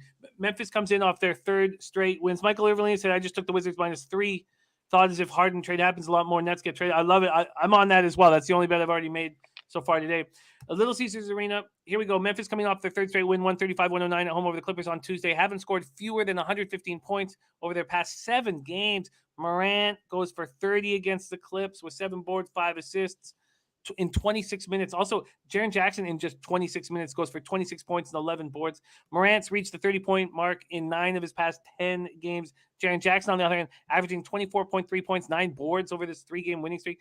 Pistons coming off their 5th straight loss, an ugly 116-86 defeat at Dallas on Tuesday night. Hamidou Diallo was the leading scorer for this team. They shoot 37.9% from the field. They go 5 of 30 from 3, and Killian Hayes looked just god-awful. 8 turnovers. He looked terrible. Take it away, Dutch. First game on the board, Memphis, Detroit. Yeah, man. This game, Jim, I really like the Grizzlies here, but I don't know if I like it at this number. And obviously, it just keeps creeping. Maybe we shouldn't be afraid of the number, though. To be honest with you, if we've seen what the Pistons have shown of late, but I'm just not in really the line of laying double digits on the road. I know that I look at the Pistons as damn near almost an auto fade, and the Grizzlies are one of the top 3-4 teams that I would say on the bet on market, and obviously the ATS shows that. They're deep here, and I like them first half, but I believe it's like 7-8 points, man. It's pretty high up there. The bookies know the books know, excuse me, what's going on here. So I nothing official for me here, Jim, but I could only look Memphis, and it would definitely be first half full game. The 9.5 was kind of right there at the peak, and then it's once it gets to double digits on the road, I have a trouble laying that. But Jaren, them boys, they're playing out of their minds. They really are. So I could only look the Memphis Grizzlies, but nothing official for me on this game, Jim. Do we expect Jeremy Grant to be traded any minute? I would think so. I don't know. These trades, it's like what to believe, what not to believe, but I definitely would see Jeremy Grant. His name's been been in and out for a while now, so I would expect him to be out of Detroit. I think he's a talented dude. I don't think he's a 1 by any means, but he could be a solid 2 or 3 on a team that's competing. And so they bring in Bagley because they're about to get rid of Jeremy Grant. Is that the idea, or do you think they can both be on the floor together? I definitely think they can play together. I don't see that. I just think Bagley needed a new spot. I don't really think Detroit gave up too much. Obviously, some rotation players. I like the trade. Shit. We'll see how Bagley does. He hasn't done much in obviously Sacramento, but the kid's got a lot of talent. I think he's still got a big upside. So yeah, I wouldn't say that, Jim. I definitely think Jeremy could stay there and play with Marvin. But I think that you do have Grant has a pretty good upside of what he's shown the last year and a half. So I would think you could get some good pieces for him. Let's keep it rolling. Next up, no Omicron sighting. Are you still in Hong Kong? Just crushing that country, man. Just crushing everybody in Hong Kong. Let's roll. Brooklyn Nets 29-25. Did I say country? Sorry, my bad. 29-25, 17-11 on the road at Washington Wizards, 24-29, 13-14 at home. Capital One Arena in Washington, D.C. Brooklyn 0-5, 22nd in pace at 97.30 possessions a game. Washington 1-4, 30th in pace at 93.60 possessions a game. Let's see what the Action Network is telling us here. Total opens up at 221.5. It's dropped 3 points or 3.5 at some books to 218.5. And from a spread look, we see the Nets opening up as 1.5 point dogs. They're now 3 point dogs. And I saw that I was late on the Wizards. I haven't been betting many basketball games before we discussed with our NBA experts. I did take the Wizards here at -3. I just think Brooklyn Nets are a garbage fire right now, and Nashi is a little in over his head. We have 5,207 bets in on this game. That's the lowest of any game on the board. 55% of the tickets are on Brooklyn, 54% of the cash. We know that Harden's already out, so it's just Kyrie that's going to have to carry this team. Then 32% of tickets on the under and 88% of cash on the under. So the public on the over, the big bet's coming in on the under, and it's dropped 3 or 3.5 points. So Brooklyn comes in losers in 9 straight. They were last seen in an extremely ugly 126-91 loss at home. I believe it was 28-2 at one point in the first quarter. I don't have that in front of me, but I believe it was. Harden missed third straight game with left hamstring tightness. He has missed 5 of the 9 losses on this losing streak. So Kyrie will be in. They're 2-10 since Durant got hurt. Wizards coming off their second straight loss. They've looked bad, and Beal's out. They lose 121-100 at home over the Heat on Monday. They've lost each of their last 2 by double digits. They've won 1 of their last 9. They coming off 15-point home loss to the Suns, 21-point home loss to the Heat 2 days after. It was just awful. So Beal gone. And they're 0-3 with the starting lineup of Holiday, Dinwiddie, Bryant, KCP, and Kuzma. Kispert's looked okay off the bench. What do we do here? Have you done anything already? Take it away, Nets, Wizards. Yeah, Jimmy, man, I can't lie, bro. Hey, this game actually kind of remind me of like back in the day. You know, you get invited to that party. The motherfucker ain't got no good-looking females. Motherfucker drinking wine coolers. They're drinking motherfucking cigarettes instead of smoking weed. Man, fuck that. I want no parts of this shit, Jim. I have to back with it, my guy. There's nothing. I mean, everything you said, too, and I hope the guy you catch, and I'll sweat it for you, my dude. But, yeah, everything you said didn't make me want to bet this game either. So, you know, you have to back with this motherfucker. All right, we have a backwood with Brooklyn, Washington, and a Prince of the City letting us know that the Sixers practice has been canceled. So there's an expectation that Harden may be on his way to Philly. He says they will stink. They will stink. Sharon says, talk me off, Jimmy and Dutch. I like the Nets today. Well, I think we just did that because I'm on the Wizards, and Dutchy doesn't want to come anywhere near this game. So I hope we did our job there, Sharon. Okay, let's move on to the next spot here. And Turnsey says that sounds like a party at Jose's house. Oh, come on, Turnsey. That's not a party at Jose's. Come on. Hopefully not in March. We'll see. We'll see what a party is like at Jose's house. But I think it'd be nice. I don't like that. Okay, let's move on to 7:30 p.m. We have the second Ron Crawford spreadsheet play of the day. It is on the New Orleans Pelicans. The Pelicans. This opened up with the Pelicans as 4-point home dogs. Now they're 4.5-point home dogs. That's what we'll give our guy Ron Crawford here in this spot. Heat 35-20, 17-14 on the road. Pelicans 22-32, 12-13 at home at Smoothie King Center in New Orleans, Louisiana. Miami 3-2 over their past 5, 20th in pace at 97.40 possessions a game, while the Pelicans are 4-1, 26th in pace at 95.90 possessions a game. Oh, let's take a look at the total. Sorry, I don't believe I did that here. The total has gone from 214 up to 218.5 at some books. Interesting. And then when we take a look at the cash in this spot, 7,994 tickets. It's all Miami money. 93% of the tickets, 94% of the cash. Interesting. 67% of tickets, 80% of cash on the over, and we've seen it climb. So that all makes sense. Heat coming off their third straight win, 121-100 at the Wizards on Monday night. They shot 56.6% from the field. They went 18 of 32 from 3. Bam goes for 21. Pelicans have won 4 straight. Now, the last 2 were over the Rockets, so, you know, we can pump the brakes.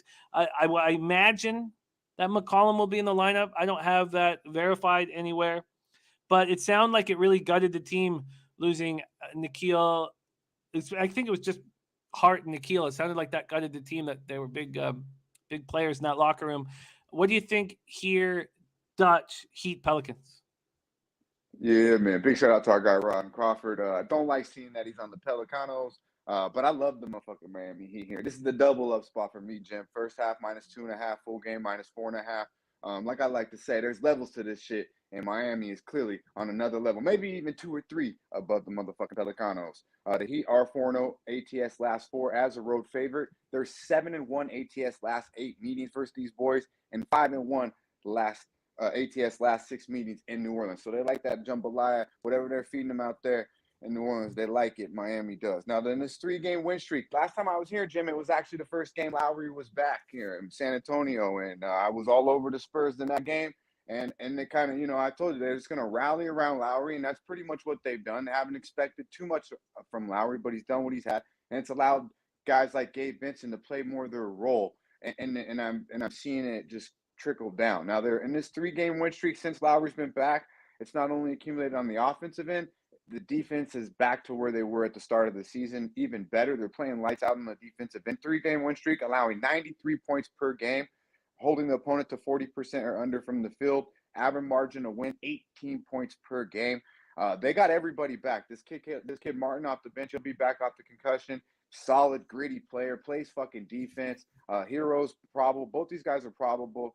They're locked and loaded. And then you look on the other hand, you got the Pelicanos. They're missing 2 guys that were 2 big pieces. Your third leading scorer and your leading bench scorer now are no longer on the team. They got CJ coming in. Obviously, he's been in one spot, has not been traded in his career. I don't know if he'll. I like that the acquisition. Don't get me wrong, but I do believe. It could take some time for CJ. And also, one thing I don't like about the Pelicanos is I don't like Devontae Graham and CJ McCollum from a defensive perspective and a backcourt. Kind of almost what they had in Portland, if you ask me. It's the same goddamn thing. 2 undersized guys, kind of soft guys that could score, but ain't playing no fucking defense. So look for Miami to attack. Bam Adebayo is going to be a problem. Who's going to fucking stop him? I like me some Big Val, but this is a nightmare matchup for him.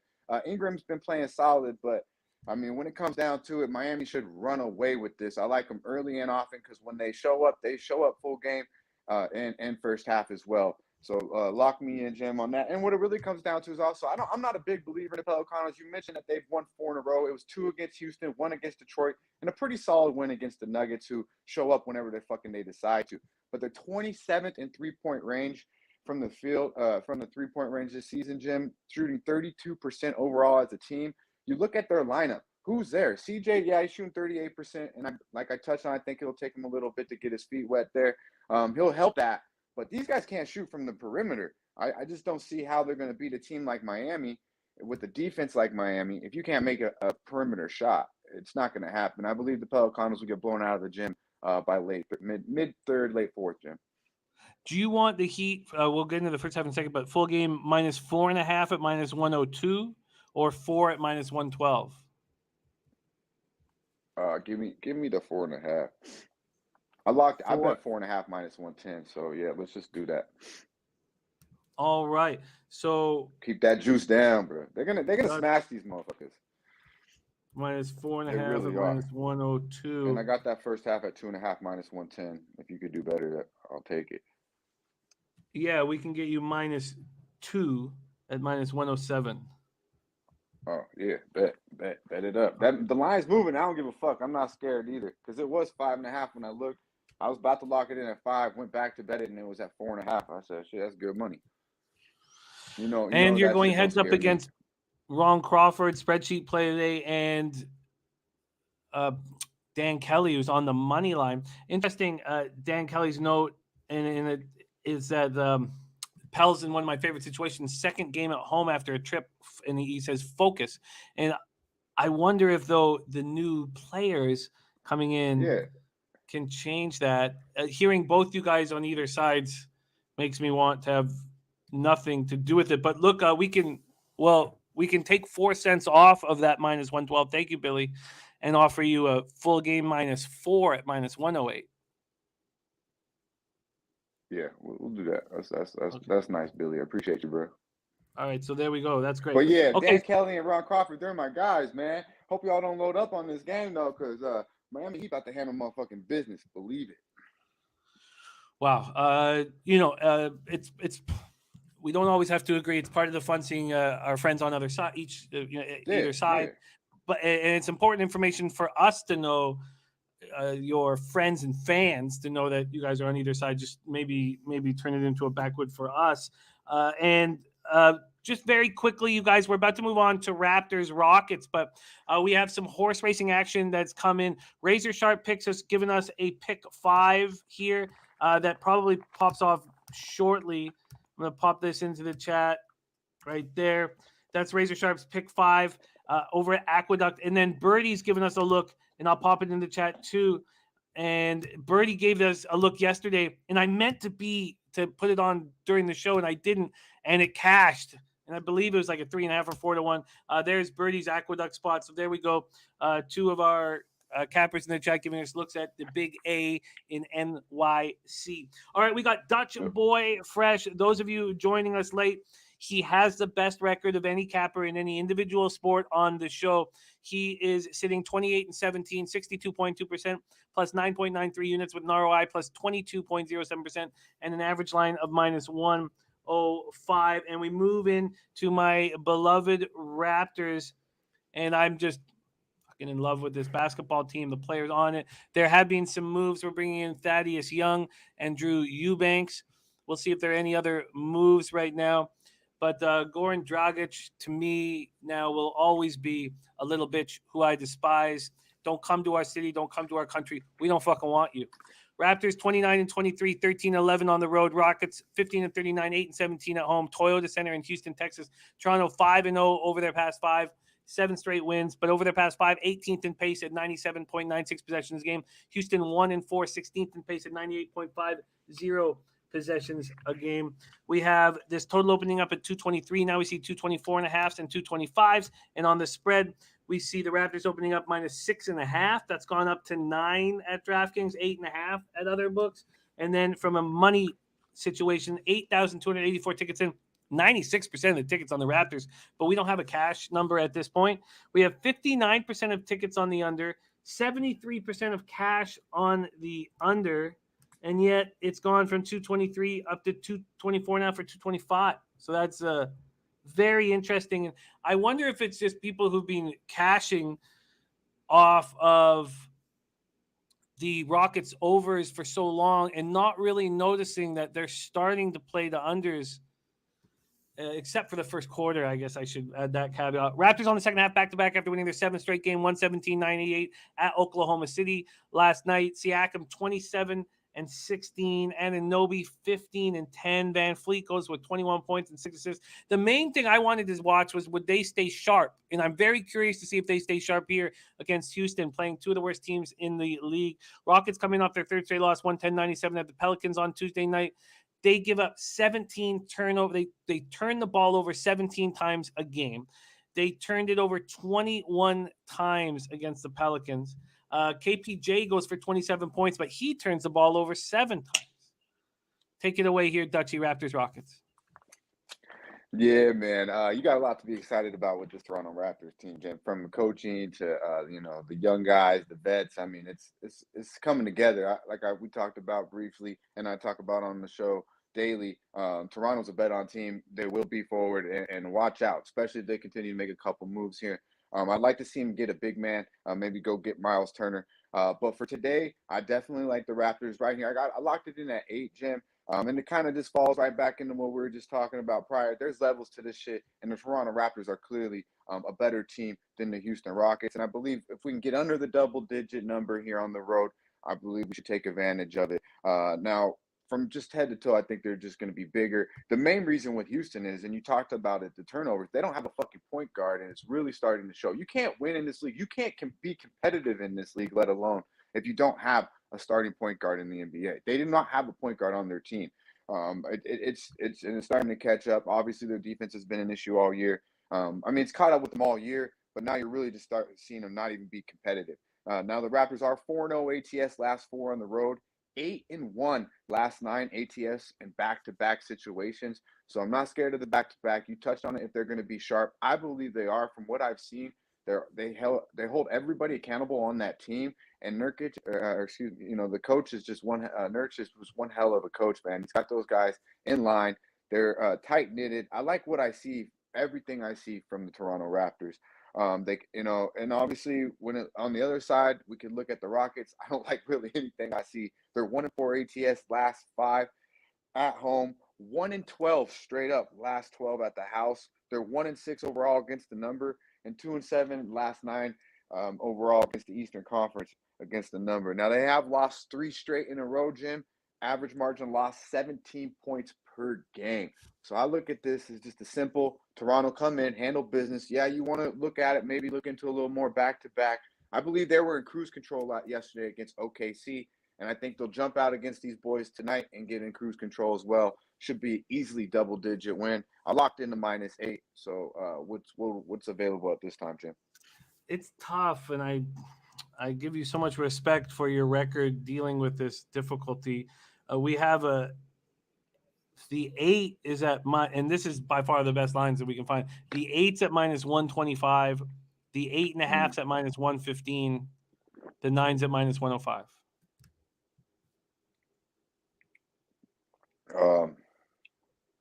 Well, it's either going to be 9 or nothing. I did say it's under double digits, so let's go ahead and lock it in -9. And truly, we respect this being able to give out numbers that are available right now for people to bet. Adds a huge level of difficulty here, and we respect it enormously. All right, so Dutch has moved here on the under 9 at -105. He also doubled up on the Heat first half -2 at -107. Full game -4, -108.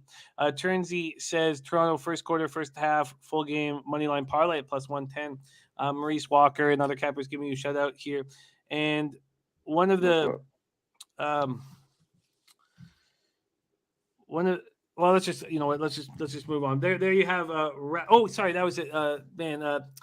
It was crazy to me when I got on the Raptors at 28-1 through Dennis Garcia's pushing it on me, which I'm so thankful for. I don't mean to make that sound bad or negative. I also took Nurse to win Coach of the Year at 50-1. I went back, a few days ago. It had moved to 60-1. I mean, I cannot. That line movement just throws me for a loop. I mean, has he not been unbelievably spectacular this year? Yeah. And then I got Scotty Barnes at +650 for Rookie of the Year, and small bets on those, just fun bets on those. Okay, he's doing it with 7-8 guys there for a minute, man. I mean, the guy's unbelievable. And if you just watch the plays he calls coming out of timeouts, out of the quarters, like, he's really good. All right, Dan has dropped +9. Dan, when we get closer to the end of this NBA section, can you let me know what is official for you, because we track you? Everything opposite of what I bet. That's not the no. That's not the case generally. But Dan was on the over yesterday in the Raptors Thunder game, and I don't know why it scared me. I don't know why that total dropped so much. It was a really nice bet there. Okay, let's roll on. Puzzler says people notice the heavy starter play probably. And where are the injuries to show for it? I mean, Kem Birch? I mean, come on. Look, I mean, we watched Mike play every game all year. It never sat out a back-to-back. We know there's a pussification of today's NBA player. And so I like that Nick Nurse is, playing these guys, coaching these guys hard, We move on to 8:30 p.m. And Dan Kelly says never. He says Dutchy is as sharp as it gets. So, it's not, it's all love, Dan. And it's important for us to talk about is we're all capping together and we're working together to beat the juice. That's the whole reason for the show, and that's the importance of the chat within it. So, all right, let's move on. 8:30 p.m. Eastern, LA Clippers 27-29, 11-16 on the road. Dallas Mavericks 32-23, 19-10 at home. We're at American Airlines Center in Dallas, Texas. We have the Clippers 2-3 over their past 5, third in pace at 101.7 possessions a game, while Dallas 3-2, 29th in pace at 93.84 possessions a game. Let's start with the market or the movement here. 214 is the total. It's now up to 215.5. And let's look at the spread here. We have the Mavs opening up at -6. Now -6.5. Oh, he said sharp as a Ginsu. My fault. I said sharp as a Ginsu. Sharp as a Ginsu. My apologies. Sharp as a Ginsu knife. Okay.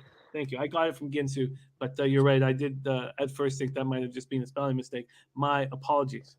Okay, let's move to the cash here in this spot. 6,771 tickets in. This is wild.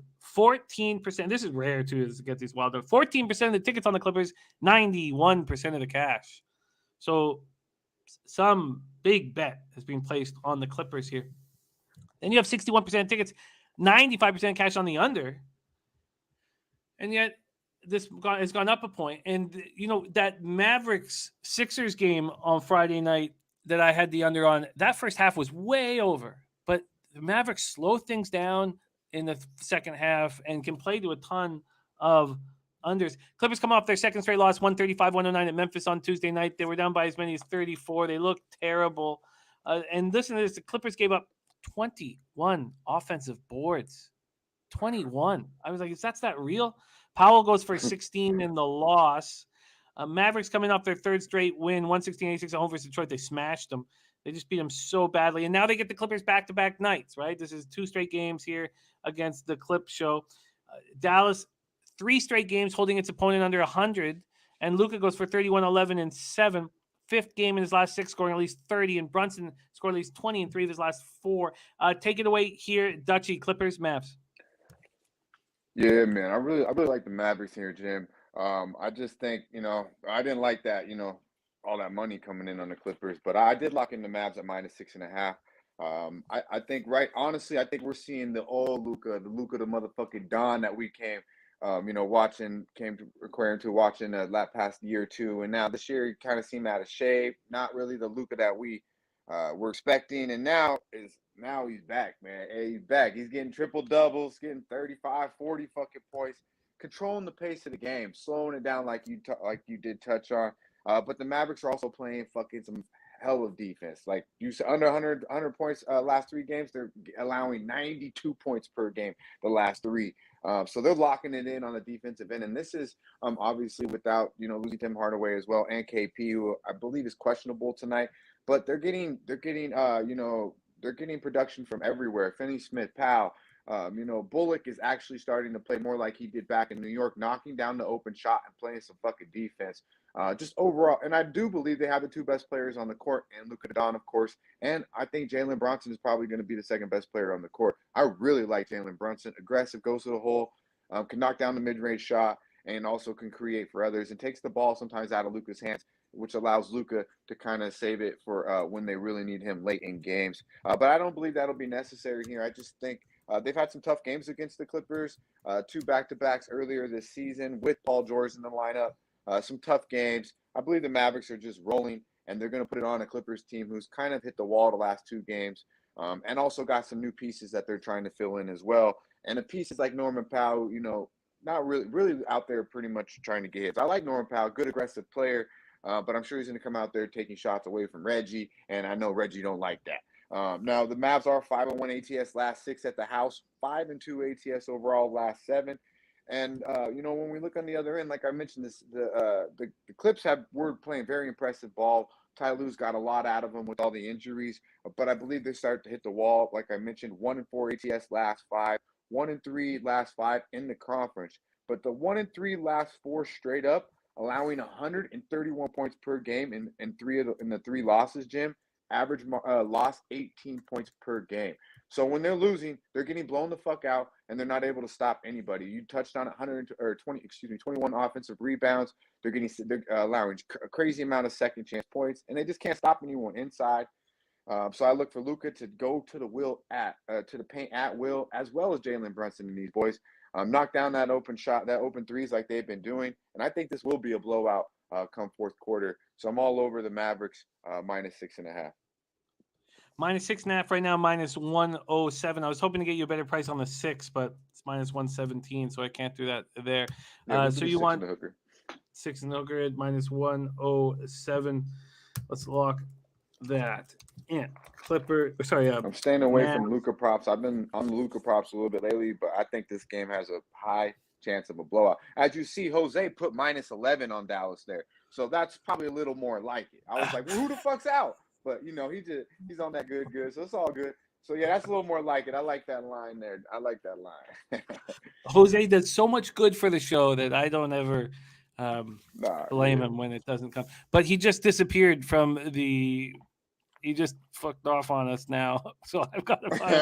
I've got to find the next game. He just fucked off. All right, we move on to the next spot on the board. That's because the 224 and the -11 just stuck on each game. Oh, I don't know what. It. Yeah, it's stuck. I was like, wait, how'd Dallas go to -11? What the fuck?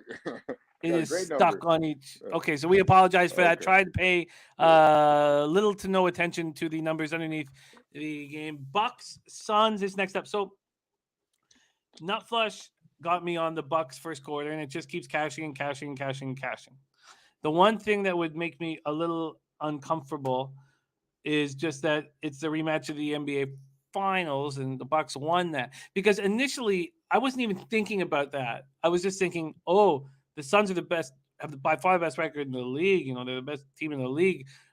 Well, I guess I shouldn't say that because Warriors are right there. But and I was like, man, the Bucks are going to want to step up here. But then I was like, oh, wait a minute.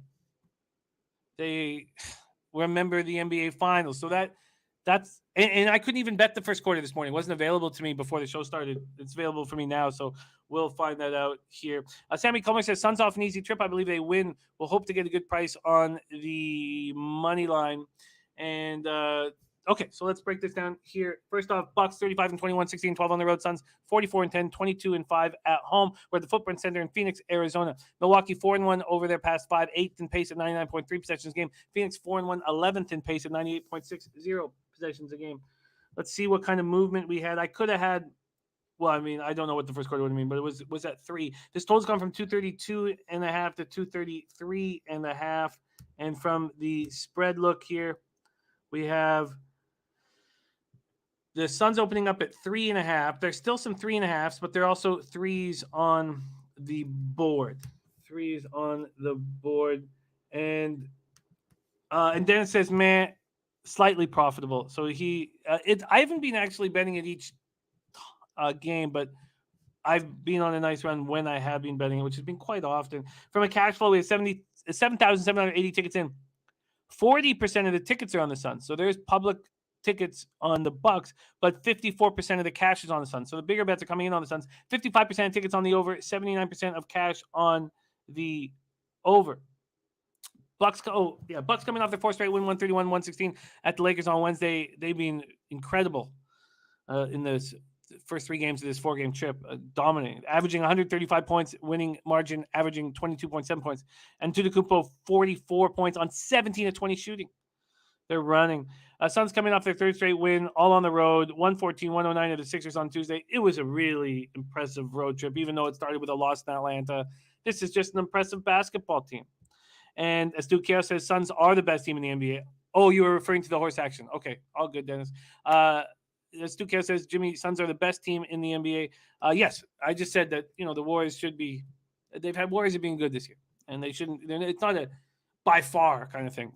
But I hear you. And I tried to say that off the top. Take it away here, Dutch. Been waxing poetic for no reason. We want to hear you. Bucks, Suns, take it away. Yeah, man. Hey, Jim, it's crazy too because I kind of felt like you. Like I was like, man, there's no way I'm getting these Bucks right here. Then you start looking into a little more. You're like, oh fuck, they did pretty much sweep the last 4 games in the finals. So it could, when you look at it, it could be a Phoenix spot here at the house. And I look at this game and I really want to kind of get crazy with it and go first half Bucks, full game Suns, but I think I could probably get a better number at halftime just waiting on the Suns because I do like the Bucks, and I think you touched on it. They've been playing great basketball of late.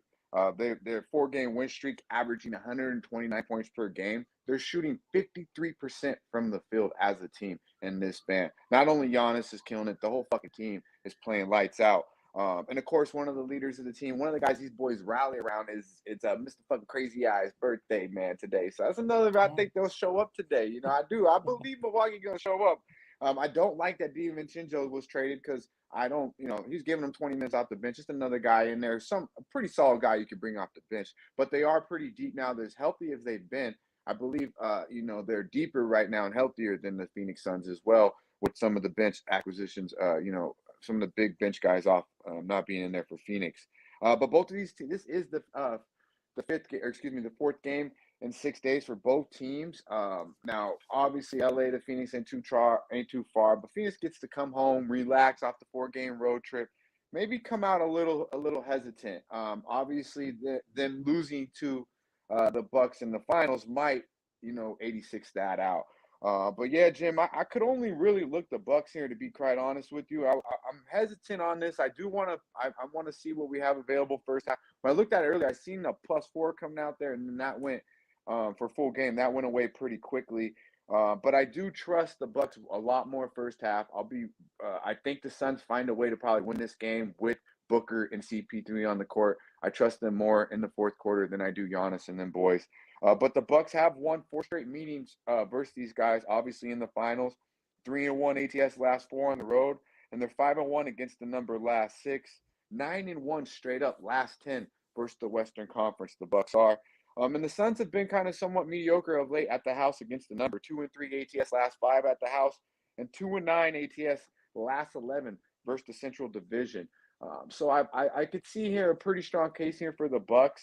But what it comes down to is I believe Giannis will eat no matter what. And obviously, if the Bucks are going to show up, Giannis will show up.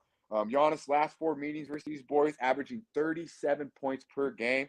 He's went over this number 29.5 points 2 of the 4 games, 2 of the last 4 games. The 2 games he didn't go over this number, Jim, he had 28 in 27 minutes and 29 in 30 minutes. Clear blowouts. I believe this will be a competitive game, and I don't think they have anything for Giannis. Crowder too small, Ayton too slow. Giannis will get his. He's playing very confident. The mid-range jumper's going down. The motherfucker's even hitting a 3 here and there, and the free throws are going in a lot more than they used to. So Giannis over 29.5 points, minus 118 is official. And let's see what's available maybe first half here on the Bucks. The only thing that hesitates me here not betting on Milwaukee is the simple fact that they got, lost 4 in a row in the NBA Finals. Yeah, it adds an element that I don't know exact. It just gave me pause instead of hammering it right away because I wanted the Bucks first quarter. And Ray Charles agreeing, says Giannis will eat. Was that minus 118 on the over 29.5 points? Over 29.5 points and minus 118. Yeah. If anybody's looking at the player props right now, let's see if we can let's see what options we have for Dutch. As he gives out lines that are available right now. It'd be nice to give him a couple options here.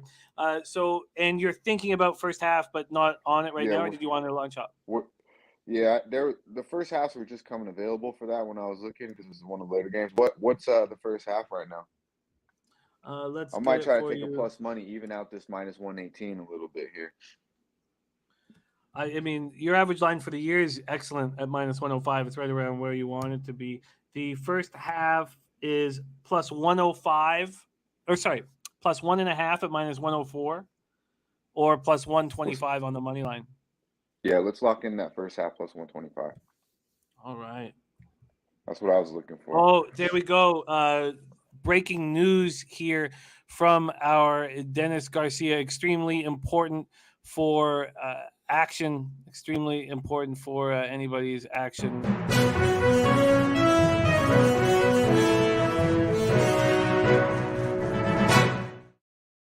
Fred VanVleet is out tonight. Ruled out. Brandon Matthew also giving us that information. Fred VanVleet ruled out. Well, I already bet that game at 8, so that sucks. Yeah. I mean, we don't really have rules about that. I mean, Pete has taken official picks off in the middle of the show. I don't see any reason why you have so many difficulties here with your I took a bad number on the Raptors anyway, Jim. So since I took a bad number on the Raptors, I'm gonna go ahead and take that off if the motherfucking low baggers allow that shit. You know what I'm saying?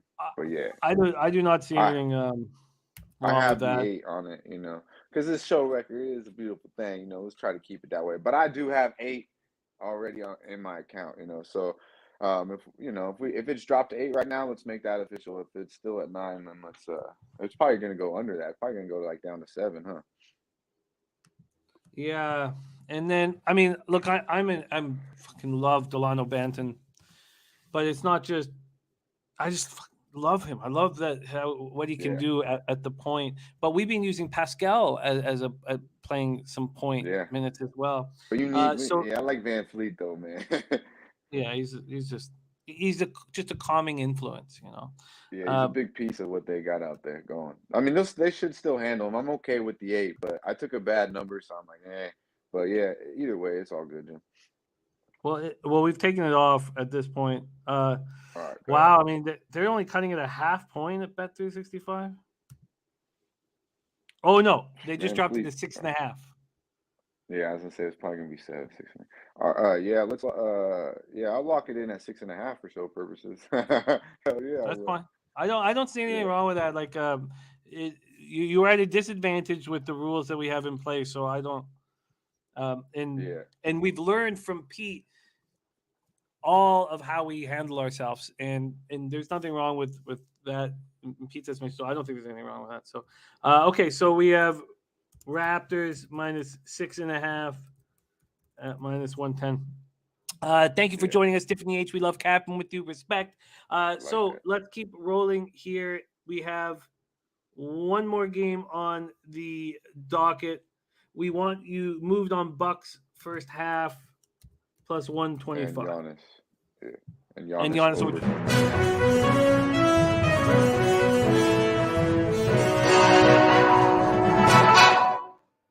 This is the big one. This is the big. Okay, hit us. Hold on. The Brooklyn Nets and the 76ers are doing the trade. James Harden for Ben Simmons, Curry, and draft picks. Wow. Philly What are your first thoughts when you hear that, Dutch? Philly's fucking insane. They really are. They really are. I would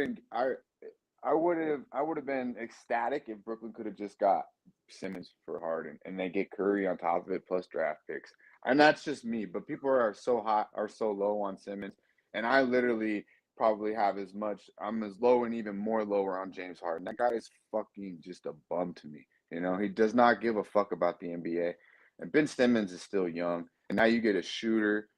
Wow, watch out. Maybe the Nets can move these draft picks.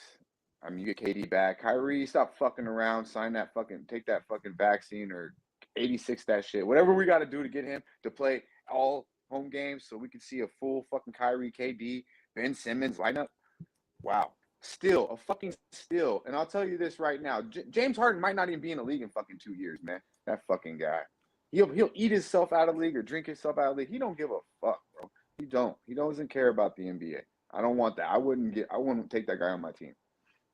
To add on to this, the official trade is for Ben Simmons, Seth Curry, Andre Drummond. Wow. And 2 first-round picks.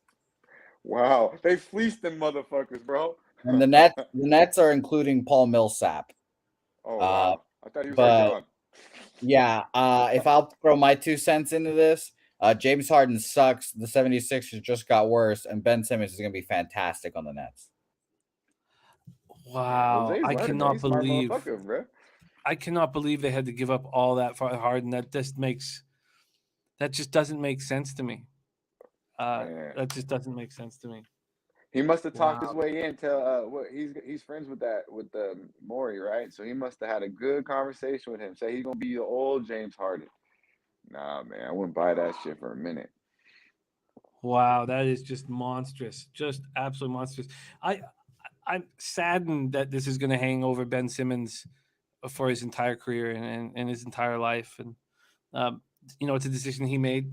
As a man, he made the decision, and I don't like it, and now it hangs over him, and now you better step up. But wow, what a steal! What a steal! Jim, they're gonna forget real quick, my guy. They're gonna forget all about Ben Simmons, anything that he did if he goes and they win a title in Brooklyn. They'll forget that shit. They forgot what James Harden did in Houston once he started getting fucking triple doubles in Brooklyn. People were saying he's the best player in Brooklyn last year before he pulled that hamstring. If you can remember that dumb shit people were saying about James Harden, they'll forget about Ben Simmons. He just needs to win, make some free throws, and do what he does, bro. He don't even got to shoot with Kyrie and KD and Curry. Holy fuck! Wow. Crystal Warren says Philadelphia strippers are putting down payments on new cars as we speak. Hey, let him eat. I ain't mad at it. Okay, quickly, we have one more game, but this is just incredibly fun. What do you think that does to the division? So I'm sure it's off the board all of a sudden, but yeah, it's off the board. But the Sixers went from minus 120 to minus 160 over the last few days as the Nets started falling off. The Celtics were worse just slightly by not much. Let's say the Raptors were plus 600. Like Celtics were let's say plus 700. And let's just say I don't have it in front of me, but let's say the Nets were plus 150 or 160. What does it do to those numbers, and how do you see that division finishing off for the rest of the year? It's difficult for me because of Brooklyn still with the question marks. Obviously, with Kyrie not playing the home games, and then obviously KD not. When KD comes back, I think even without Kyrie, with KD, Curry, and Simmons, it's gonna be nice. But we got to see what kind of shape Ben Simmons is going to be in. I like Boston, Jim. I do. I would take a ticket on them. I wouldn't be surprised though if Philly starts off somewhat hot. You know, games, new thing, new hot thing. Oh, he's doing his thing, and everyone jumps on his dick, and then all the shit falls apart. You have Joel Embiid and James Harden. I like Joel Embiid, but these two guys, the ooze and the competitiveness, the NBA love just doesn't shoot out to me when I think of either one of these two. But I wouldn't be surprised if the Sixers, get a little bit hot. Doc pushes the right buttons to start, but believe me, this shit will come crashing to an end, and it'll come crashing to an end most likely in the playoffs. I know it will when James Harden doesn't show up in the fucking playoffs. But I wouldn't be surprised if they have a cool little run here, because that's just what James does, So what this trade does do is it hurts my ticket on the Raptors to win the division badly. I would say that, yes. Yeah. But I would say at the same time that Brooklyn still is a hot mess until they figure out is Simmons healthy, is Kyrie, you know what I mean?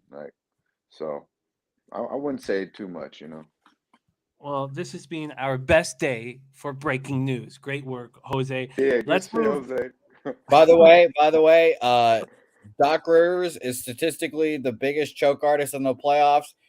James Harden always chokes in the playoffs, and Ben Simmons always chokes in the playoffs. So this is a great trade. This is awesome. I love all of this. The Celtics are going to win the East. Ben Simmons choked one time in the motherfucking playoffs, bro. One time.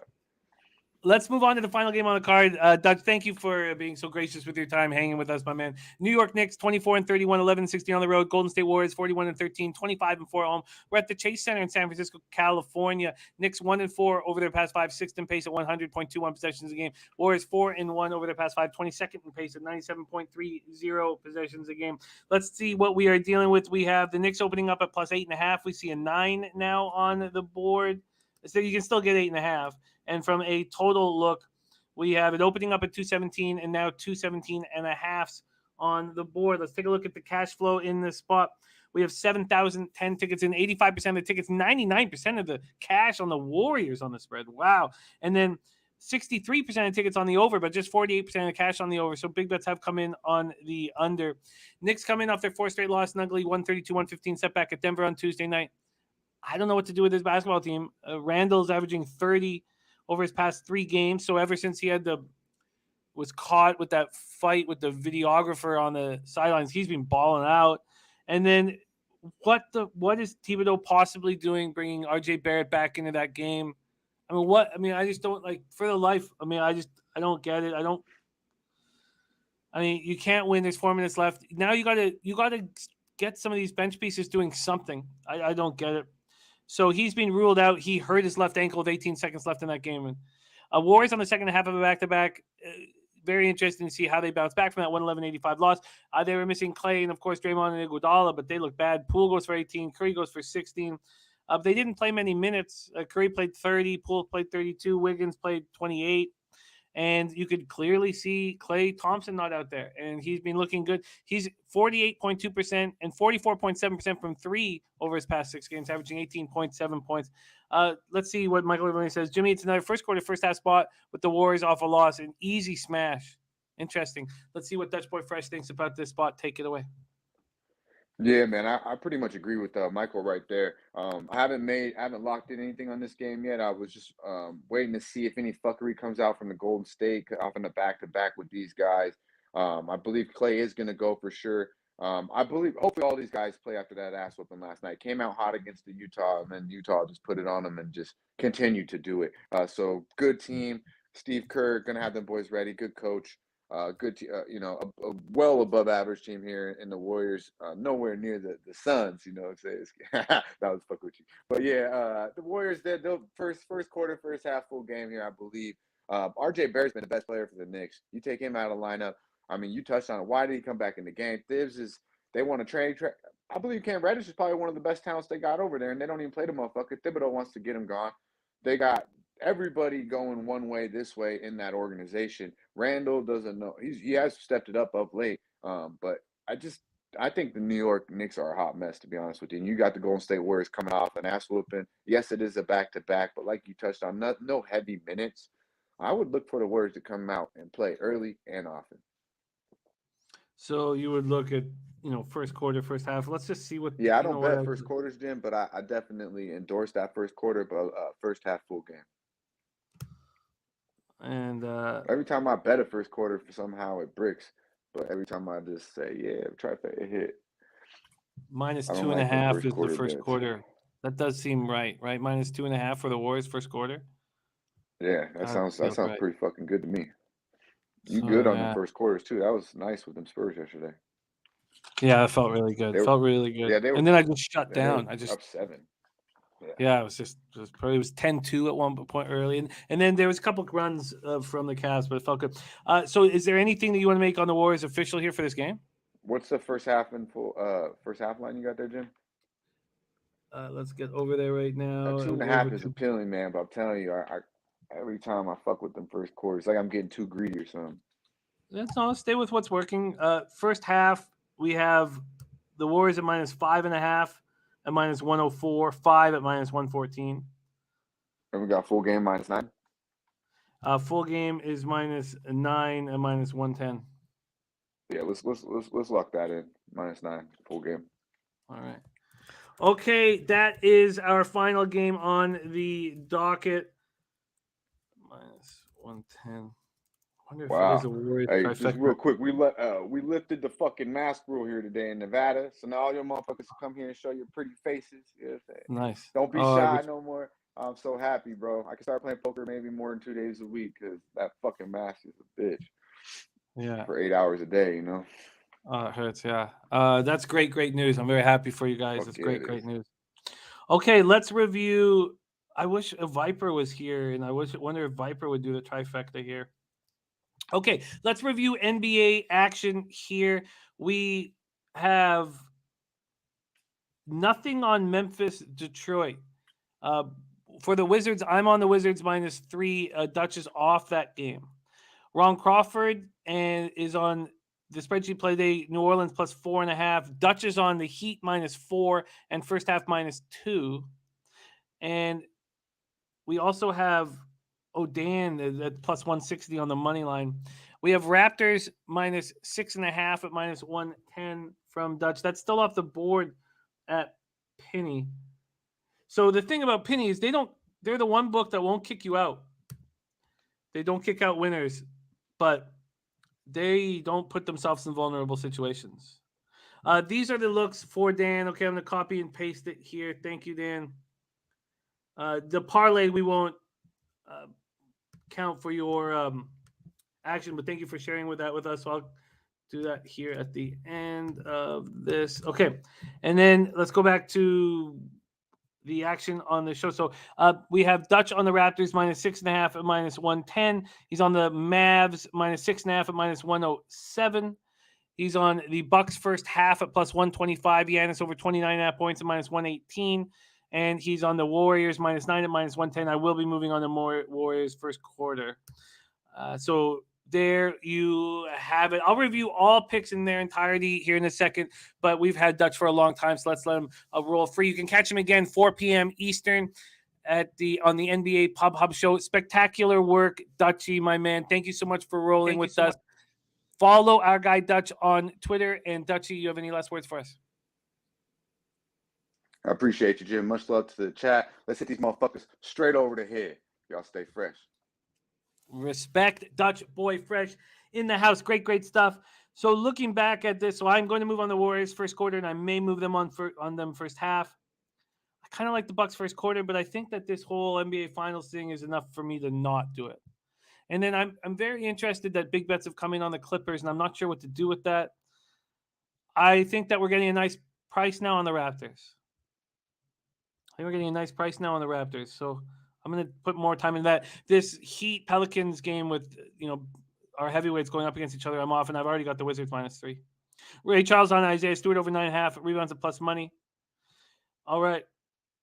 No, Turnsy, if it was, we wouldn't be freaking out about it. No, there's a ton of players coming back to Brooklyn. Brooklyn stole it. Okay, so let's go over Dan Kelly's action here right now.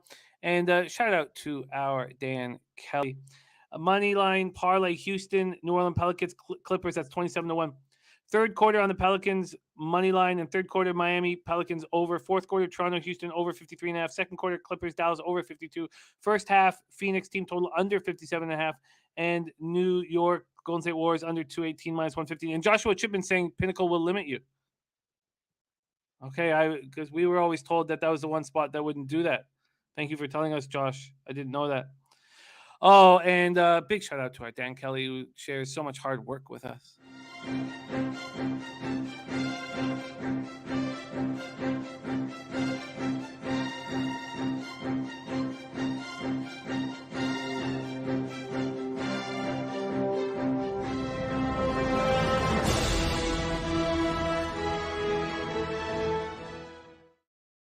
Ray Charles saying Raptors still win by double digits. Very interesting. Very interesting change now. Okay, there you go. Let's review all action.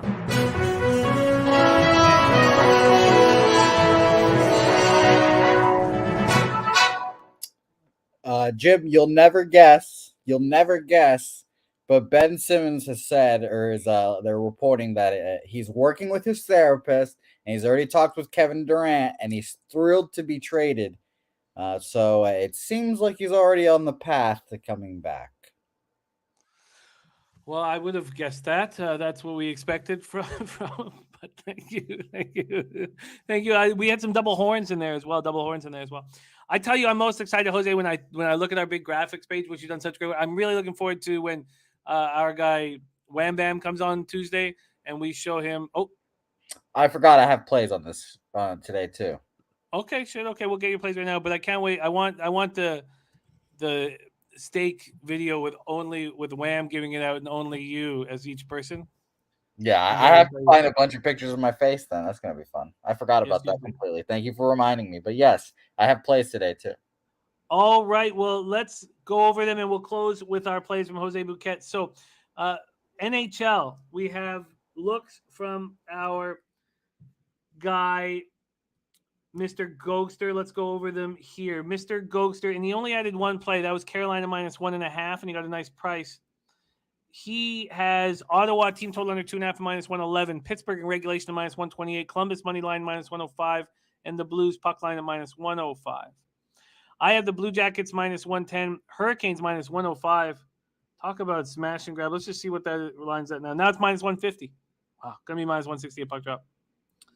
That's just wild. Wild. And then the Bruins team total under 3. And Columbus Buffalo over 6 and minus 115. What is that at now? That's at minus 120. So we'll see there. Then I have the Leafs minus 1 at plus 113. And I have the Senators at plus 175. That should have changed with Casey DeSmith, right? 5 cents plus 170. So not much. So there you go. That's my NHL.